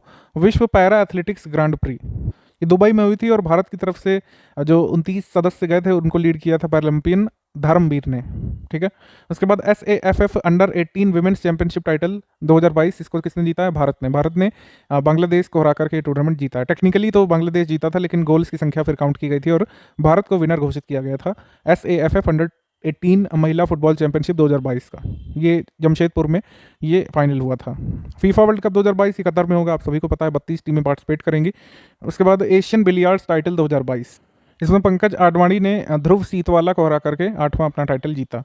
उसके बाद बीएनपी परिबास ओपन में टेलर फ्रिट्ज जो है अमेरिका की, ये पुरुष एकल मतलब ये सॉरी टेलर फ्रिट्ज जो है ये पुरुष एकल विजेता रहे। महिला एकल में ईगा स्वीटेक जो कि पोलैंड से हैं ये विजेता रहीं। ठीक है। ऑस्ट्रेलिया की एशले बार्टी जो है ये टेनिस प्लेयर, इन्होंने संन्यास की घोषणा कर दी है सिर्फ 25 वर्ष की आयु में। तो ये काफ़ी सरप्राइजिंग रहा। उन्होंने अब तक जो ग्रैंड स्लैम जीते हैं उनके नाम दिए हुए हैं 2019 में फ्रेंच ओपन, 2021 में विंबलडन और 2022 में Australian open. German open badminton 2022 में पुरुष वर्ग में पुरुष एकल विजेता रहे थे कुनलावुत विटिट्जर्न ने लक्ष्य सेन को हराया था। लक्ष्य सेन को इसमें सिल्वर मेडल मिला था, ध्यान रखिएगा। जर्मन ओपन बैडमिंटन 2022 में महिला एकल विजेता रही थी He Bing Jiao. Swiss open badminton 2022 ये किसने जीता है? पीवी सिंधु ने जो है बुसानन जो कि थाईलैंड की बैडमिंटन प्लेयर है उनको हरा करके ये स्विस ओपन 2022 जीता। हैदराबाद एफसी ने समिट में पेनाल्टी शूटआउट में केरला ब्लास्टर्स को हरा करके इंडियन सुपर लीग का टाइटल जीता। ऑल इंग्लैंड चैंपियनशिप 2022 लक्ष्य सेन ने पुरुष एकल में विक्टर एक्सेल्सन से हार गए थे बेसिकली। तो ये सेकंड आए थे ऑल इंग्लैंड चैंपियनशिप में, और विक्टर एक्सेल्सन जो है वन सिंगल फाइनल में जीते कुल मिलाकर। ठीक है। उसके बाद प्रमोद भगत ने 3 स्वर्ण पदक जीते हैं। किसमें? विक्टोरिया में हुई Spanish para badminton international second में, सभी श्रेणियों में इन्होंने स्वर्ण पदक जीता है। बाकी डबल्स वाला उतना जरूरी नहीं है, इसको आप छोड़ सकते हैं। उसके बाद फाइनली हम लोग देखेंगे कतर टोटल एनर्जीज ओपन में महिला एकल विजेता रही थी ईगा स्वीटेक पोलैंड से, और महिला एकल उप विजेता रहे थे एनेट कोंटावेट एस्टोनिया से जो है। ठीक है। दोहा कतर में टूर्नामेंट हुआ था। समिट्स देख लेंगे हम लोग 2022 मंथ की। ओशियंस 2022 सम्मेलन, ये हाइब्रिड मोड में हुआ था, लेकिन ज़्यादातर इसके जो इवेंट्स हुए थे वो चेन्नई में हुए थे। तो हमसे अगर पूछे कि ओशियंस 2022 कॉन्फ्रेंस कहाँ पे हुई थी? चेन्नई में। ये एक बाई एनुअल इवेंट होता है ग्लोबल मरीन रिसर्चर्स का, इस साल ये हुआ 2022 का चेन्नई में।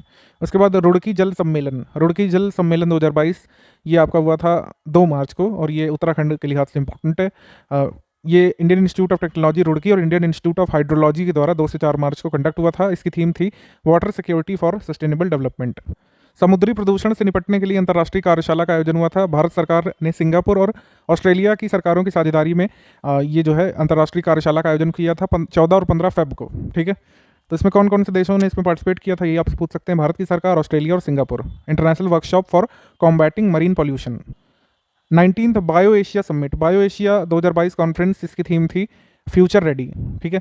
ये तेलंगाना गवर्नमेंट करती थी हैदराबाद में जब ये होता था बायो एशिया, इससे पहले के संस्करण, लेकिन ये जो है हम लोग कह सकते हैं वीडियो कॉन्फ्रेंसिंग के माध्यम से हुआ था ये इस वाला संस्करण, इस साल वाला। इसके बाद national conference on social enterprises for waste free cities, इसका आयोजन कहाँ पर हुआ था? रायपुर छत्तीसगढ़ में। इतना ध्यान रखना काफ़ी है आपके लिए।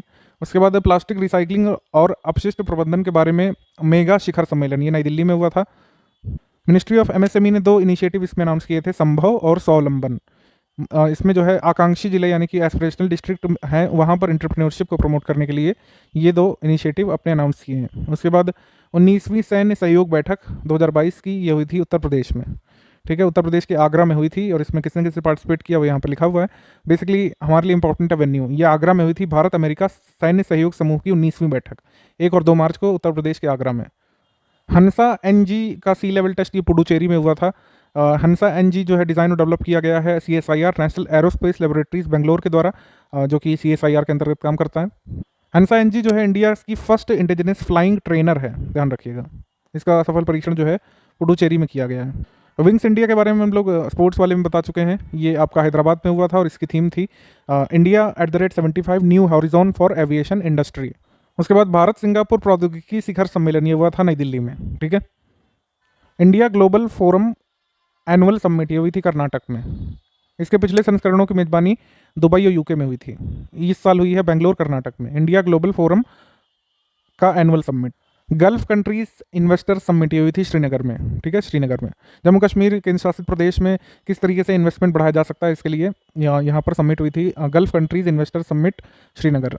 उसके बाद भारत और ऑस्ट्रेलिया वर्चुअल शिखर सम्मेलन, ये वर्चुअल तौर पर हुआ था 21 मार्च 2022 को। इंडियन साइकैट्रिक सोसाइटी का राष्ट्रीय सम्मेलन ये माधुरवाड़ा आंध्र प्रदेश में हुआ था। ठीक है। इसकी थीम थी ब्रिजिंग माइंड्स कनेक्टिंग जनरेशंस। इसके बाद 14th India Japan annual summit हुई थी ये, यहाँ पर प्रधानमंत्री जो थे जापान के श्री किशिदा फूमियो, उन्होंने पार्टिसिपेट किया था। ये समिट हुई थी नई दिल्ली में। इंडिया जापान एनुअल समिट 14 थी, नई दिल्ली में हुई थी। कब हुई थी ये? आपकी 19 और 20 मार्च 2022 को। Step up to end TB 2022 शिखर सम्मेलन हुआ था वीडियो कॉन्फ्रेंसिंग के माध्यम से। भारत का लक्ष्य टीबी को एलिमिनेट करने का कब का है? 2025 का। हालांकि WHO की तरफ से ये लक्ष्य है वर्ल्ड से टीबी को एलिमिनेट करने का 2030 तक का। ठीक है, तो ये ध्यान रखना है आपको। IOC की 140वीं बैठक हुई थी। IOC का मतलब है यहाँ पर अंतर्राष्ट्रीय ओलंपिक समिति की। ठीक है, 139वीं बैठक 19 फरवरी को बीजिंग में हुई थी और 140वीं बैठक कहाँ पर होगी? इंडिया में होगी, याद रखिएगा। उसके बाद भारत और कनाडा के बीच व्यापार और निवेश पर 5वीं मंत्री स्तरीय वार्ता नई दिल्ली में हुई थी। ठीक है, कोलंबो सिक्योरिटी कॉन्क्लेव हुआ था आपका मालदीव में। ठीक है, इसमें भारत की तरफ से गए थे अजीत डोभाल। और कोलंबो सिक्योरिटी कॉन्क्लेव में सदस्य कौन कौन है? मालदीव है, भारत है, श्रीलंका है और मॉरिशस अभी रिसेंट में ऐड हुआ है। और ऑब्जर्वर्स कौन कौन है? बांग्लादेश है और सीशेल्स है, तो ये ध्यान रखिएगा। ठीक है, रैंक्स, रिपोर्ट्स और इंडेक्स देख लेते हैं। मार्च मंथ में काफ़ी इंपॉर्टेंट इंडेक्स आते हैं, जैसे सस्टेनेबल डेवलपमेंट रिपोर्ट 2021, ये बर्टलैंड एंड स्टीफन की आई है। इसमें टॉप पर रखा गया है सस्टेनेबल डेवलपमेंट इंडेक्स में फिनलैंड को, फिर स्वीडन को, फिर डेनमार्क को, फिर जर्मनी को, फिर बेल्जियम को। इंडिया की रैंक इसमें कितनी है? इंडिया की रैंक है 120वीं। ठीक है, 120वीं इंडिया की रैंक 120वीं है, ध्यान रखिएगा, सस्टेनेबल डेवलपमेंट इंडेक्स 2021 में, जो कि बर्टलैंड और स्टीफन के द्वारा जारी किया जाता है। उसके बाद Skoch state of governance index या फिर स्टेट ऑफ गवर्नेंस रैंकिंग 2021 में, जो कि स्कॉच ग्रुप के द्वारा जारी की जाती है। इसमें टॉप पर रखा गया है आंध्र प्रदेश को।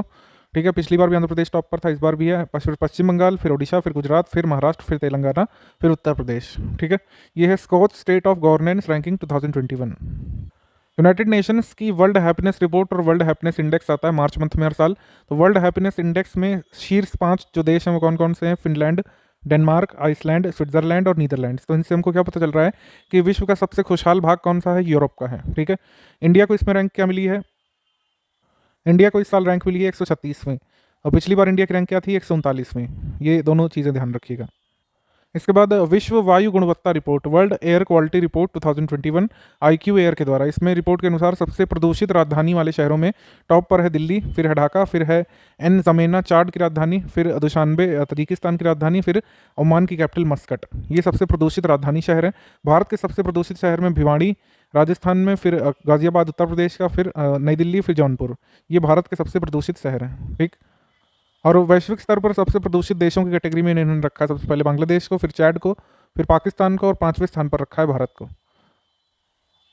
इसके बाद डेमोक्रेसी रिपोर्ट 2022, ये वीडम इंस्टीट्यूट जो यूनिवर्सिटी ऑफ गॉथेनबर्ग है स्वीडन में, उसके द्वारा जारी किया गया है। तो इसमें लिबरल डेमोक्रेटिक इंडेक्स में शीर्ष पर जो देश है वो है स्वीडन, फिर डेनमार्क, फिर नॉर्वे, फिर कोस्टारिका, फिर न्यूजीलैंड। नीति आयोग का एक्सपोर्ट प्रिपेयर्डनेस इंडेक्स आया, जो कि बहुत बहुत बहुत ज़रूरी है। ठीक है, गुजरात ने इस साल भी टॉप किया है, पिछले साल भी गुजरात टॉप पर था, लेकिन सिर्फ टॉप पर याद रखने से काम नहीं चलेगा। इसमें आपको पूरे 10 स्टेट याद होने चाहिए, क्योंकि इसमें इस तरीके के सवाल पूछे जाते हैं कि बताइए कि एक्सपोर्ट प्रिपेयर्डनेस इंडेक्स में टॉप पर कौन सा स्टेट शामिल नहीं है इन 4 ऑप्शंस में से। तो आपको पता होना चाहिए। उत्तर प्रदेश की स्पेसिफिक रैंक पता होनी चाहिए कि 6वें नंबर पर है उत्तर प्रदेश एक्सपोर्ट प्रिपेयर्डनेस में। यूनियन टेरेटरीज में भी एक देख लीजिएगा आप कि इसमें सबसे नीचे कौन है? लक्षद्वीप सबसे नीचे, फिर अरुणाचल प्रदेश, फिर मिजोरम, फिर लद्दाख, फिर मेघालय। मतलब कुल मिलाकर यूटीज और स्टेट्स में सबसे नीचे टॉप पर कौन है? लक्षद्वीप सबसे मतलब खराब स्थान पर है, मतलब नीचे से सबसे टॉप पर है, यानी सबसे खराब स्थान पर है। फिर अरुणाचल प्रदेश है, फिर मिजोरम, फिर लद्दाख, फिर मेघालय। ये सिर्फ यूटीज की लिस्ट नहीं है। फिर उसके बाद global investment in digital shopping 2021, London and partners analysis of deal rooms को इन्वेस्टमेंट डेटा। इसके अनुसार जो है डिजिटल शॉपिंग जो है सबसे ज़्यादा कौन से देश करते हैं? ठीक है, डिजिटल शॉपिंग में सबसे आगे है अमेरिका, फिर है भारत, फिर चाइना, फिर UK। इस तरीके से यहाँ पर आंकड़ा आया है। और भारत में शहरों में डिजिटल शॉपिंग में सबसे अग्रणी जो शहर है वो है बेंगलुरु, उसके बाद है गुरुग्राम। ठीक है, उसके बाद है मुंबई। बेंगलुरु, गुरुग्राम, मुंबई, ये हैं डिजिटल शॉपिंग में सबसे आगे भारत के शहर। फिर उसके बाद ग्लोबल हाउस प्राइस इंडेक्स ये आया है, नाइट फ्रैंक के द्वारा जारी किया जाता है। इसमें टर्की टॉप पर है, फिर न्यूजीलैंड, फिर चेक रिपब्लिक, फिर स्लोवाकिया, फिर ऑस्ट्रिया। भारत जो है इसमें 51वें स्थान पर है। ठीक है, 51वें स्थान पर है ग्लोबल हाउस प्राइस इंडेक्स में, यानी घर खरीदने के लिए सबसे महंगी जगहों के मामले में ये रैंकिंग बनाई जाती है। घर खरीदने के मामले में सबसे महंगा जो मतलब कंट्री है वो टर्की है। वर्ष 2021 के लिए एनुअल फ्रंटियर रिपोर्ट आई है यूनाइटेड नेशंस एनवायरनमेंट प्रोग्राम यानी कि यूनेप के द्वारा। तो इसमें रिपोर्ट के अनुसार names of the most polluted cities globally. तो वैश्विक स्तर पर सबसे अधिक ध्वनि प्रदूषण से ग्रस्त शहरों के नाम में सबसे टॉप पर है ढाका, जो कि बांग्लादेश की कैपिटल है, फिर मुरादाबाद, ये उत्तर प्रदेश का एक शहर है, फिर इस्लामाबाद, जो कि पाकिस्तान की कैपिटल है। ये ध्वनि प्रदूषण से ग्रस्त शहर हैं वैश्विक स्तर पर इस रिपोर्ट के अनुसार। Deloitte Global Power of Retailing, Deloitte की ग्लोबल पावर ऑफ रिटेलिंग की रिपोर्ट आई है। डिलट नाम से जो ग्लोबल कंसल्टिंग फर्म है उसने रिपोर्ट जारी की है। तो इंडियन ब्रांड जो है रिलायंस रिटेल, ये 56वें नंबर पर है टॉप 250 की लिस्ट में रिटेल रेवेन्यू ग्रोथ जिन्होंने किया है फाइनेंशियल ईयर 2020 में। ठीक है, सबसे टॉप पर रखा गया है 250 की लिस्ट में वॉलमार्ट को, जो कि ऑब्वियसली अमेरिका की कंपनी है। रिलायंस रिटेल ने इसमें 56वें स्थान पर अपनी जगह बनाई है टॉप 250 में। ठीक है, हुरून इंडिया के द्वारा हुरून ग्लोबल रिच लिस्ट जारी की गई है। इसमें टॉप पर हैं एलॉन मस्क, फिर जेफ बेजोस हैं, फिर बर्नाल्ड ऑर्नल्ट हैं। ठीक है, मुकेश अंबानी 9वें स्थान पर है। ठीक है, 9वें स्थान पर है मुकेश अंबानी हुरून इंडिया की लिस्ट में। Stockholm International Peace Research Institute यानी सीपरी की इंटरनेशनल आर्म्स ट्रांसफर रिपोर्ट 2021 आई है। इसमें भारत और सऊदी अरब 2017 से 2021 के बीच हथियारों के सबसे बड़े आयातक के रूप में उभरे हैं। फिर मिस्र यानी इजिप्ट, फिर ऑस्ट्रेलिया, फिर चाइना का नंबर आता है। रशिया जो है टॉप पर है इस अवधि के दौरान भारत को हथियारों की सप्लाई करने के मामले में।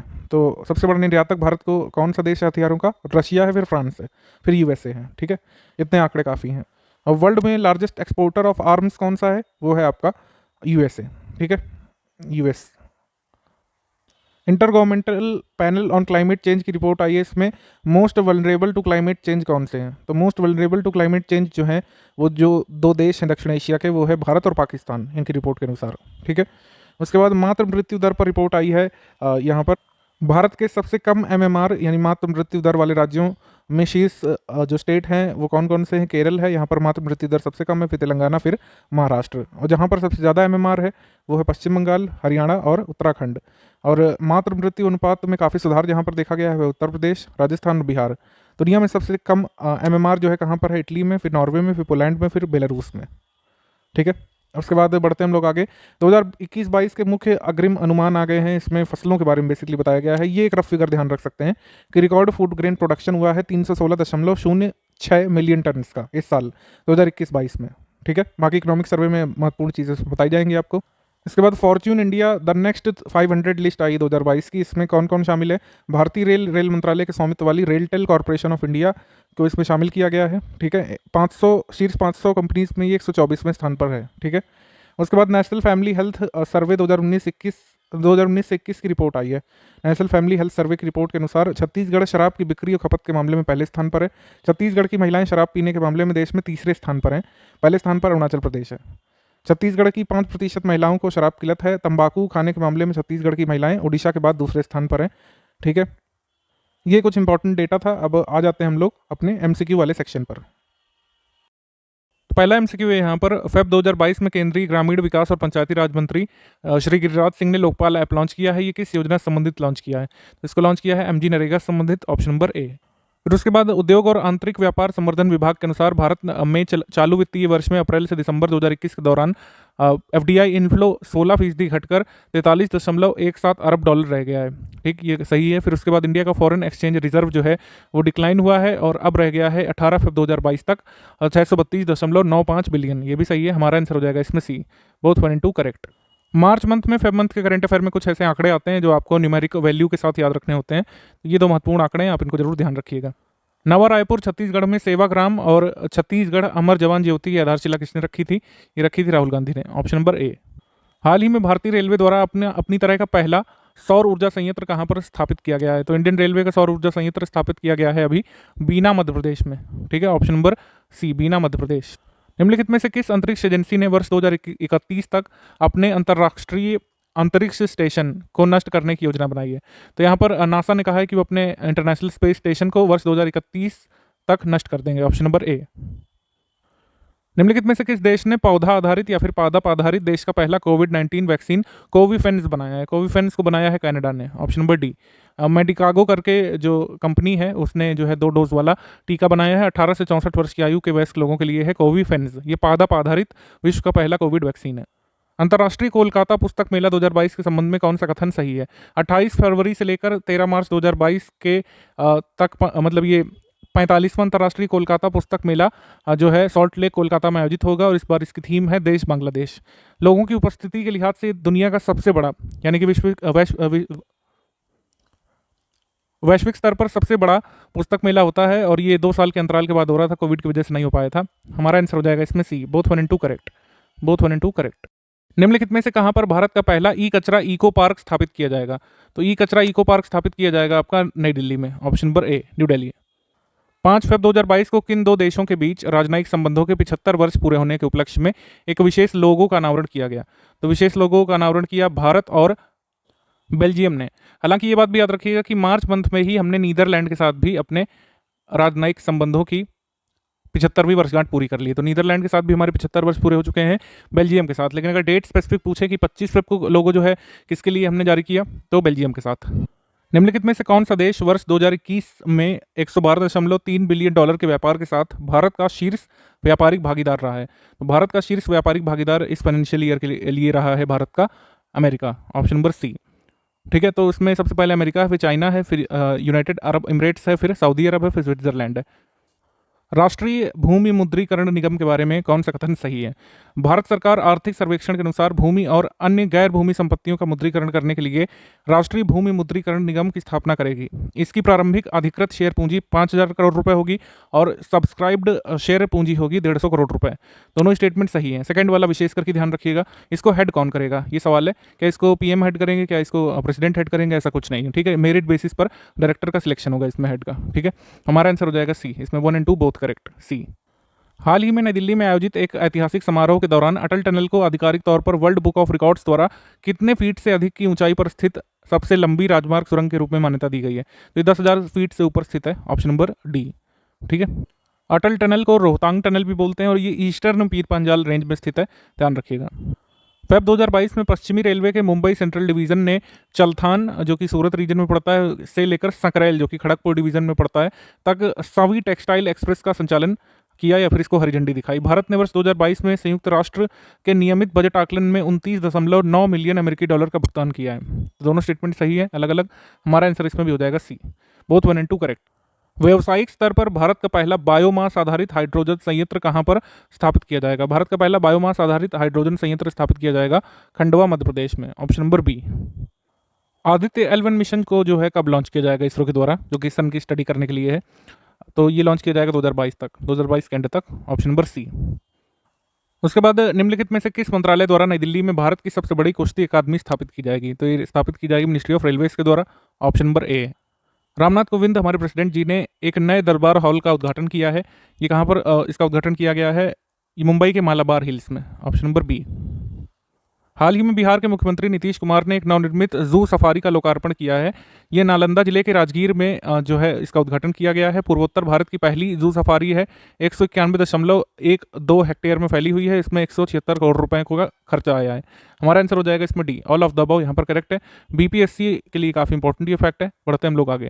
और ये किन 2 पर्वतों के बीच स्थित है? वैमारगिरी और स्वर्णगिरी पर्वत के बीच।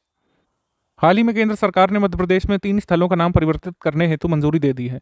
तो मध्य प्रदेश के जो 3 स्थल हैं उनका नाम क्या बदला जाएगा? होशंगाबाद का नाम बदल करके नर्मदापुरम रखा जाएगा, सही है ये। उसके बाद शिवपुरी का नाम बदल करके कुंडेश्वर धाम रखा जाएगा, ये भी सही है। बाबई का नाम बदल करके रखा जाएगा माखनलाल चतुर्वेदी के नाम पर, सूर्यकांत नगर इसका नाम नहीं होगा। तो हमारा आंसर हो जाएगा इसमें 1 and 2 only, option number B, ठीक है। इसका नाम रखा जाएगा प्रसिद्ध पत्रकार और कवि माखनलाल चतुर्वेदी जी के नाम पर। 9 फरवरी 2022 को भारत सरकार ने मेड इन इंडिया ड्रोन को प्रमोट करने के लिए ड्रोन आयात पर प्रतिबंध लगा दिया है। 26 फरवरी 2022 को भारत की अनुभवी महिला मुक्केबाज और ओलंपियन सरजूबाला देवी ने अपना पहला पेशेवर मुकाबला दुबई में खेला था, ठीक है। यानी कि फर्स्ट प्रोफेशनल डेब्यू उन्होंने किया था दुबई में। हमारा आंसर हो जाएगा इसमें C, both 1 and 2 correct. Government of India ने इनमें से किस दिन इंटरनेशनल मानसून प्रोजेक्ट ऑफिस अपना शुरू किया है? Indian institute of tropical metrology Pune में। तो ये स्थापित किया गया है नेशनल साइंस डे के दिन, ठीक है, 28 फरवरी को, ऑप्शन नंबर ए। फरवरी 2021 में चक्रवात इमनाती के कारण मनकारा मेडागास्कर के दक्षिणी पूर्वी जिले में, मतलब ये मेडागास्कर में जो मनकारा है के दक्षिण पूर्वी जिले के उत्तरी भाग में लैंडफॉल हुआ था। मार्च 2022 में विश्व में अब तक का सर्वाधिक टेम्परेचर रिकॉर्ड किया गया है कुवैत में। तो कुवैत विश्व की सबसे गर्म जगह बन गई है इस रिकॉर्डेड टेम्परेचर के साथ। 53.2 डिग्री सेंटीग्रेड टेम्परेचर यहाँ पर रिकॉर्ड किया गया था कुवैत में, और हॉटेस्ट प्लेस ऑन अर्थ ये बन गया है इसी के साथ। आंसर हो जाएगा इसमें सी, बोथ 1 और 2 करेक्ट। हाल ही में किस राज्य की सरकार ने उन सभी स्थानों पर वैष्णव मठ स्थापित करने का निर्णय लिया है जहां पर समाज सुधारक और संत श्रीमंत शंकर देव ने बत्रा से कूच बिहार की यात्रा के दौरान कम से कम एक रात बिताई थी? तो ये असम गवर्नमेंट करने वाली है, government of Assam, option number B.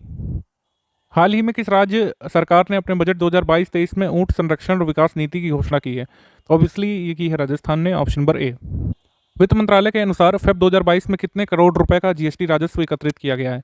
तो ये फिगर है ये डी वाला, ये आपको याद रखना है, 1,33,026 करोड़ रुपए का राजस्व यहाँ पर कलेक्ट किया गया है। निम्नलिखित में से विश्व की कौन सी ऐसी पहली एयरलाइन कंपनी होगी जो सौर ईंधन का उपयोग करके मतलब सौर ईंधन का उपयोग करने वाली दुनिया की पहली एयरलाइन एजेंसी बनने की घोषणा जिन्होंने की है और ऐसा करने की योजना बना रहे हैं? तो ये करेगी स्विस एयरलाइन। उन्होंने कहा है कि वो जो है सोलर फ्यूल का यूज़ करेंगे और पहली एयरलाइन बनेंगे पूरे वर्ल्ड की जो सोलर फ्यूल का यूज़ करेगी, ऑप्शन नंबर डी।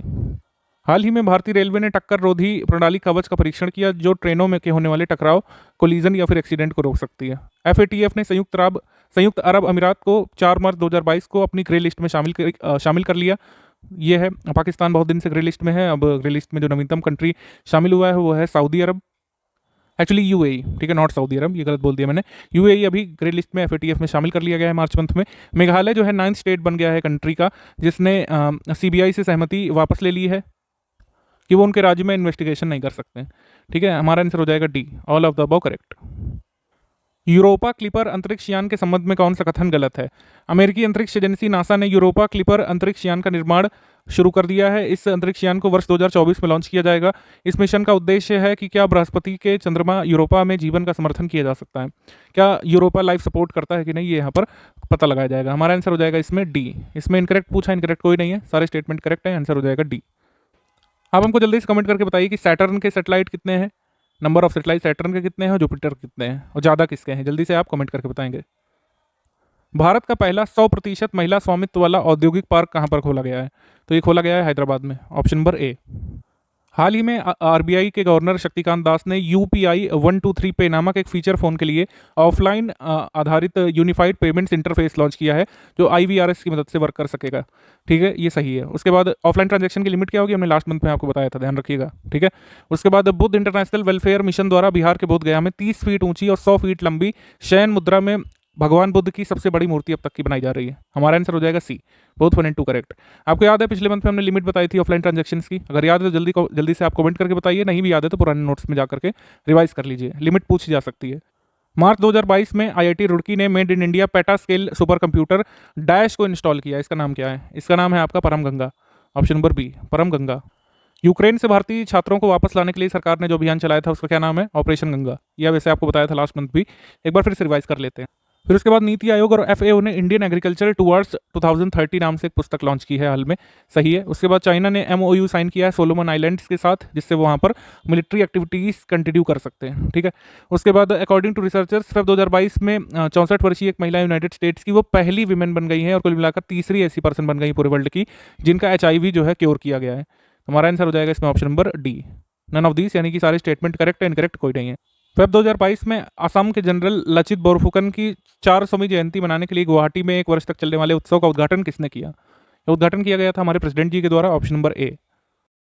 हमारा अगला क्वेश्चन है, निम्नलिखित में से किस बैंक ने फेब 2022 में एक वार्षिक स्टार्टअप सक्षमकर्ता कार्यक्रम एग्री इन्फिनिटी प्रोग्राम शुरू किया है? एग्री इन्फिनिटी प्रोग्राम है यस बैंक का, ऑप्शन नंबर बी। हाल ही में केंद्रीय मंत्रिमंडल ने किस राज्य में विश्व स्वास्थ्य संगठन Global Centre for Traditional Medicine की स्थापना की मंजूरी दी है? तो World Health Organization Global Centre for Traditional Medicine स्थापित किया जाएगा जामनगर गुजरात में, option number A. Jamnagar Gujarat में एक ऑयल रिफाइनरी पड़ती है जो कि तेल शोधन क्षमता के लिहाज से भारत की सबसे बड़ी ऑयल रिफाइनरी भी है। हिमाचल प्रदेश को लुप्त प्राय हिमालयी जड़ी बूटियों के संरक्षण में अपना योगदान देने वाला पहला जैव विविधता पार्क यानी बायोडाइवर्सिटी पार्क जो है मांडी में भूला वैली में सेटअप किया जाएगा। ठीक, एनुअल वाइवा कार्निवाल फेस्टिवल जो है गोवा में हो रहा है। ठीक है। उसके बाद है कि असम और मेघालय ने अपना 1972 से चला आ रहा सीमा विवाद जो है सुलझा लिया है और एक हिस्टोरिक एग्रीमेंट साइन किया जिसके तहत सीमा विवाद को खत्म किया जा रहा है। तो कौन से दो स्टेट है जिनमें सीमा विवाद खत्म किया जा रहा है 50 वर्ष बाद? असम और मेघालय, ध्यान रखिएगा। कुछ हिस्सा जो है असम को दिया जा रहा है एग्रीमेंट के तौर पर, कुछ मेघालय रखेगा। कुछ स्क्वायर किलोमीटर एरिया की डिस्प्यूट थी, अब वो खत्म हो रही है। आंसर हो जाएगा इसमें ऑप्शन नंबर डी। सारे कथन यहाँ पर सही हैं, डी। मार्च 2022 में केंद्रीय गृह मंत्री ने अहमदाबाद गुजरात के साबरमती रिवर फ्रंट में कुल्हड़ों से बने किस स्वतंत्रता सेनानी के भित्ति चित्र का अनावरण किया? तो कुल्हड़ों से बने महात्मा गांधी के भित्ति चित्र का अनावरण किया था अमित शाह ने। Option number B. Akhil Bharatiya कार्यक्रम झरोखा के बारे में संस्कृति मंत्रालय और वस्त्र मंत्रालय ने झरोखा का आयोजन करने का फैसला किया है। झरोखा आयोजन मतलब किया गया मार्च मंथ में। ये हथकरघा, हस्तशिल्प से एसोसिएटेड है, ठीक है। इसमें आपसे पूछ सकते हैं कि झरोखा किससे संबंधित है, तो आपको ध्यान रखना है it is associated with Indian handicraft, handloom and art and culture, ठीक है। उसके बाद है कि इस उत्सव के तहत पहला कार्यक्रम मध्य प्रदेश के भोपाल में अंतर्राष्ट्रीय महिला दिवस के अवसर पर शुरू किया गया था, सही। उसके बाद है कि ये भोपाल में जो रेलवे स्टेशन है उसको रानी कमलापति रेलवे स्टेशन नाम दे दिया गया है हाल में, ये भी सही है। जैन मंथ करंट अफेयर में मैंने बता दिया था आपको ऑलरेडी। आंसर हो जाएगा D, all of the above correct. Pune metro के अनावरण के दिन शिवाजी महाराज की गन मेटल से बनी 9.5 फीट ऊंची मूर्ति का अनावरण किया था किसने? तो इसका आंसर हो जाएगा मोदी जी ने, ऑप्शन नंबर ए। फिर उसके बाद महाराष्ट्र में एच जयगढ़ एनर्जी के टर्मिनल को सिंगापुर से आई भारत की पहली फ्लोटिंग स्टोरेज और रीगैसिफिकेशन यूनिट प्राप्त हुई है, ठीक है। भारत का पहला शब्द बहुत इंपॉर्टेंट है, तो पहला कथन सही है। उसके बाद है कि यह भारत का पहला FSRU आधारित LNG प्राप्त करने वाला पहला टर्मिनल होगा और साथ ही साथ महाराष्ट्र की पहली LNG सुविधा भी होगी, ये जयगढ़, ठीक है, एच जयगढ़। उसके बाद प्रधानमंत्री नरेंद्र मोदी जी ने नई दिल्ली में राष्ट्रपति भवन में आरोग्य वनम का उद्घाटन किया। ये वाला स्टेटमेंट इनकरेक्ट है क्योंकि प्रधानमंत्री ने नहीं किया था, राष्ट्रपति जी ने किया था आरोग्य वनम का उद्घाटन। आंसर हो जाएगा हमारा 1 एंड 2 करेक्ट, थर्ड वाला इनकरेक्ट है। प्रधानमंत्री जी ने अर्धशुष्क उष्णकटिबंधीय फसलों के लिए अंतर्राष्ट्रीय फसल अनुसंधान संस्थान की 50वीं वर्षगांठ का उद्घाटन कहाँ पे किया? तो जहाँ पर इंस्टीट्यूट है, ठीक है, international crop research institute for semi arid tropics, ये है हैदराबाद में, ठीक है, इक्री सैट इसको बोलते हैं शॉर्ट में, या हैदराबाद में स्थित है। निम्नलिखित में से किस भारतीय प्रौद्योगिकी संस्थान के शोधकर्ताओं आर्टिफिशियल इंटेलिजेंस आधारित चेस्ट एक्सरे तकनीक विकसित की है? तो AI आधारित चेस्ट एक्सरे तकनीक विकसित की है IIT जोधपुर ने, ऑप्शन नंबर ए। विनकॉव-19 के बारे में कौन सा कथन सही है? This is the first indigenous medicine for the treatment of कोविड-19। कोविड-19 के इलाज के लिए बनाई गई पहली स्वदेशी दवाई है, ये सही है। उसके बाद है इस ड्रग को डेवलप किया है CSIR centre for cellular and molecular biology ने, जो कि हैदराबाद में स्थित, और यूनिवर्सिटी ऑफ हैदराबाद ने, ठीक है। आंसर हो जाएगा इसमें सी, 1 एंड 2 बोथ करेक्ट। हाल ही में केंद्रीय पर्यावरण मंत्रालय ने किस दिन को राष्ट्रीय डॉल्फिन दिवस के रूप में नामित किया है? अब से राष्ट्रीय डॉल्फिन दिवस मनाया जाएगा हर वर्ष 5 अक्टूबर को, ऑप्शन नंबर डी, 5 अक्टूबर। 11 मार्च 2022 को समाप्त हुए सप्ताह के दौरान भारत का विदेशी मुद्रा भंडार कितने अरब डॉलर की रिकॉर्ड गिरावट के साथ 622.275 अरब डॉलर पहुंच गया? तो ये है 9.65 बिलियन डॉलर, ठीक है। कुल मिलाकर गिरावट कितनी हुई थी यहाँ पर पूछा जा रहा है, ऑप्शन नंबर ए सही है। पाल दाधव हत्याकांड के कितने वर्ष पूरे हुए हैं? पाल दाधव हत्याकांड जो कि साबरकांठा डिस्ट्रिक्ट गुजरात में हुआ था, ये इसके पूरे हो रहे हैं मार्च 2022 से 100 वर्ष, ऑप्शन नंबर सी। निम्नलिखित में से कौन से राज्य की सरकार सुषमा स्वराज पुरस्कार प्रदान करेगी? सुषमा स्वराज पुरस्कार प्रदान करेगी हरियाणा की सरकार, ऑप्शन नंबर सी। हाल ही में किस देश ने एक सैन्य उपग्रह नूर सेकंड लॉन्च किया है? नूर सेकंड लॉन्च किया है ईरान ने, ऑप्शन नंबर बी, ईरान। मार्च 2022 में नए जल प्रबंधन और नीति केंद्र एक्वामैप का उद्घाटन किसने किया और इस एक्वामैप का उद्घाटन किस भारतीय प्रौद्योगिकी संस्थान में किया गया है? तो उद्घाटन किया है प्रोफेसर के विजय राघवन ने और एक्वामैप को यहाँ पर अनेबल किया गया है IIT मद्रास में, option number C. March month 2022 में इनमें से किस स्टेट या यूटी ने अपनी नई स्पोर्ट्स पॉलिसी लॉन्च की है? तो नई स्पोर्ट्स पॉलिसी लॉन्च की है गुजरात ने, ऑप्शन नंबर बी, गुजरात। हाल ही में वन, पर्यावरण और जलवायु परिवर्तन मंत्रालय ने देश की 13 प्रमुख नदियों के कायाकल्प के लिए एक परियोजना की घोषणा की है। इस परियोजना में कौन सी नदी शामिल नहीं है? तो इसमें गंगा नदी शामिल नहीं है। जो 13 नदी शामिल है उनका मतलब उनके नाम लिखे हुए हैं बॉक्स में, आप इनको जरूर नोट करिएगा क्योंकि ऐसा ही क्वेश्चन बन सकता है कि कौन सी नदी नहीं शामिल है, या फिर नंबर पूछ सकते हैं कितनी नदी के लिए आया है ये। तो ये 13 है, 13 के नाम एक बार जरूर देखिए आप। निम्नलिखित में से किस राज्य केंद्र शासित प्रदेश ने इलेक्ट्रिक ऑटो की खरीद और पंजीकरण के लिए एक online portal my EV launch किया है? माई ईवी लॉन्च किया है नई दिल्ली ने, ऑप्शन नंबर ए। हाल ही में भारत का इक्विटी बाजार पहली बार बाजार पूंजीकरण के मामले में किस स्थान पर पहुंचा है? तो इंडिया इक्विटी मार्केट पहली बार टॉप 5 में पहुंचा है, 5th नंबर पर, ठीक है, ऑप्शन नंबर सी। टॉप पर कौन है इक्विटी मार्केट में? US है, फिर चाइना है, फिर जापान है। निम्नलिखित में से कौन सी विधानसभा पेपरलेस बनने के लिए नेशनल ई विधान एप्लीकेशन कार्यक्रम को लागू करने वाली भारत की पहली विधानसभा बनी है? तो ये है नागालैंड की असेंबली, ऑप्शन नंबर सी। मध्य प्रदेश ने पहली बार अपनी वार्षिक वित्तीय योजना के रूप में बाल बजट पेश किया है, चिल्ड्रंस बजट। उसके बाद है कि पूर्वी रेलवे के आसनसोल मंडल में भारतीय रेलवे के पहले गति शक्ति कार्गो टर्मिनल का उद्घाटन किया गया है, ठीक है। उसके बाद है कि रिसेंटली यूएस ने कतर को मेजर नॉन नाटो एली का स्टेटस प्रदान किया है, ये भी सही है। आंसर हो जाएगा इसमें D, all of the above, D. हाल ही में महात्मा गांधी के नाम से एक ग्रीन ट्रायंगल इनमें से कहाँ पर इनॉग्रेट किया गया है? तो मडगास्कर की कैपिटल एंटनानारिवो में ये अनिविल किया गया है। एंटनानारिवो की मेयर नैना और मडगास्कर में भारत के राजदूत अभय कुमार ने विशेष समारोह में संयुक्त रूप से इसका उद्घाटन किया है, ग्रीन ट्रायंगल का, Mahatma Gandhi green triangle. Gender संवाद के बारे में आपको बताना है। ग्रामीण विकास मंत्रालय ने अमृत महोत्सव के अंतर्गत मंत्रालय के प्रतिष्ठित सप्ताह उत्सव विषय वस्तु नए भारत की नारी के एक भाग के रूप में जेंडर संवाद के तीसरे संस्करण का आयोजन किया, ठीक है। जेंडर संवाद दीनदयाल अंत्योदय योजना राष्ट्रीय ग्रामीण आजीविका मिशन के तहत एक राष्ट्रीय पहल है। ये आपको याद रखना है, क्योंकि जेंडर संवाद नाम से आप ऐसा एज्यूम कर सकते हैं कि वुमेन चाइल्ड डेवलपमेंट मिनिस्ट्री का है, ऐसा नहीं है। ये ग्रामीण विकास मंत्रालय की पहल है, जो कि दीनदयाल अंत्योदय योजना राष्ट्रीय ग्रामीण आजीविका मिशन के तहत एक राष्ट्रीय पहल है, ठीक। और इस कार्यक्रम का उद्देश्य लैंगिक असमानता के विरोध में काम करना है। और इस संस्करण की विषय वस्तु थी महिलाओं के समूह के माध्यम से खाद्य और पोषण सुरक्षा को मजबूत करना, promoting food and nutrition security through women groups. Answer हो जाएगा इसमें D, all of the above correct.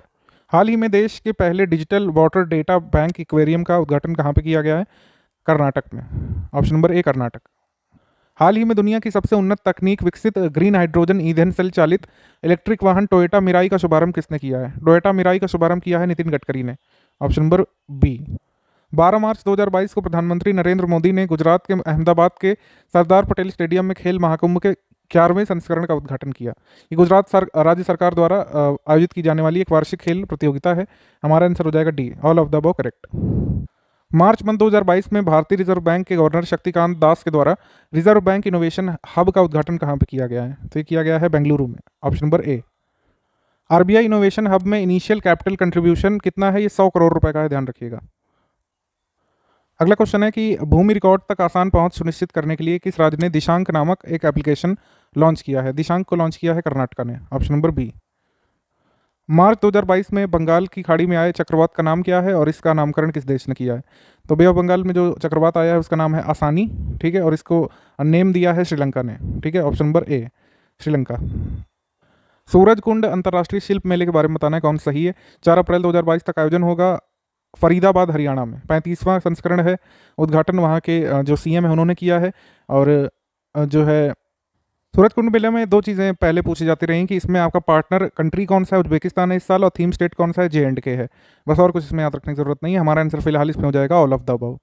हाल ही में प्रधानमंत्री मोदी जी ने किस दिवस के अवसर पर कोलकाता के विक्टोरिया मेमोरियल हॉल में बिप्लोबी भारत गैलरी का उद्घाटन किया? बिप्लोबी भारत गैलरी का उद्घाटन किया गया है। मार्टिर्स डे जो होता है 23 मार्च को भगत सिंह, शिवराम राजगुरु और सुखदेव थापर का, ऑप्शन नंबर सी। हाल ही में ब्रिक्स टीका अनुसंधान एवं विकास केंद्र का शुभारंभ किसने किया है और इस शुभारंभ की अध्यक्षता किसने की है?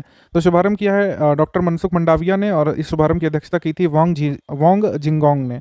वांग जिंगोंग जो है चीन के विज्ञान और प्रौद्योगिकी मंत्री हैं इस समय, ऑप्शन नंबर सी यहाँ पर सही है। फिलहाल ब्रिक्स टीका अनुसंधान और विकास केंद्र कहाँ पर स्थापित किया जा रहा है? ऐसी कोई न्यूज़ नहीं मिल रही कहीं पर भी।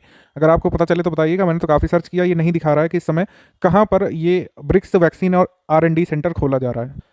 भारत भाग्य विधाता कार्यक्रम के बारे में बताना है कौन सही है? 25 मार्च से 3 अप्रैल के बीच कहाँ पर होगा? ये लाल किला में, ठीक। 10 दिन तक चलेगा। और ये जो है लाल किला नई दिल्ली में उद्घाटन किया है महिला एवं बाल विकास मंत्री श्रीमती जुबिन ईरानी ने। इसमें सहयोग लिया जा रहा है डालमिया भारत का, संस्कृति मंत्रालय का। हमारा आंसर यहाँ पर सही हो जाएगा D, all of the above correct. फिर उसके बाद सुरेश रैना को मालदीव सरकार के द्वारा स्पोर्ट्स आइकन पुरस्कार से सम्मानित किया गया। आयुष मंत्रालय ने दुनिया का पहला बहुकेंद्र चरण 3 का नैदानिक परीक्षण शुरू किया है, जो रूमेटाइड आर्थराइटिस उपचार में आयुर्वेद की प्रभावकारिता का आकलन करेगा, ठीक है, सही है। फिर उसके बाद है कि इंडिया ने जो है हिस्ट्री क्रिएट की है कुल मिलाकर $400 बिलियन का गुड्स एक्सपोर्ट करके, ये भी सही है। हमारा आंसर हो जाएगा D, all of the above correct.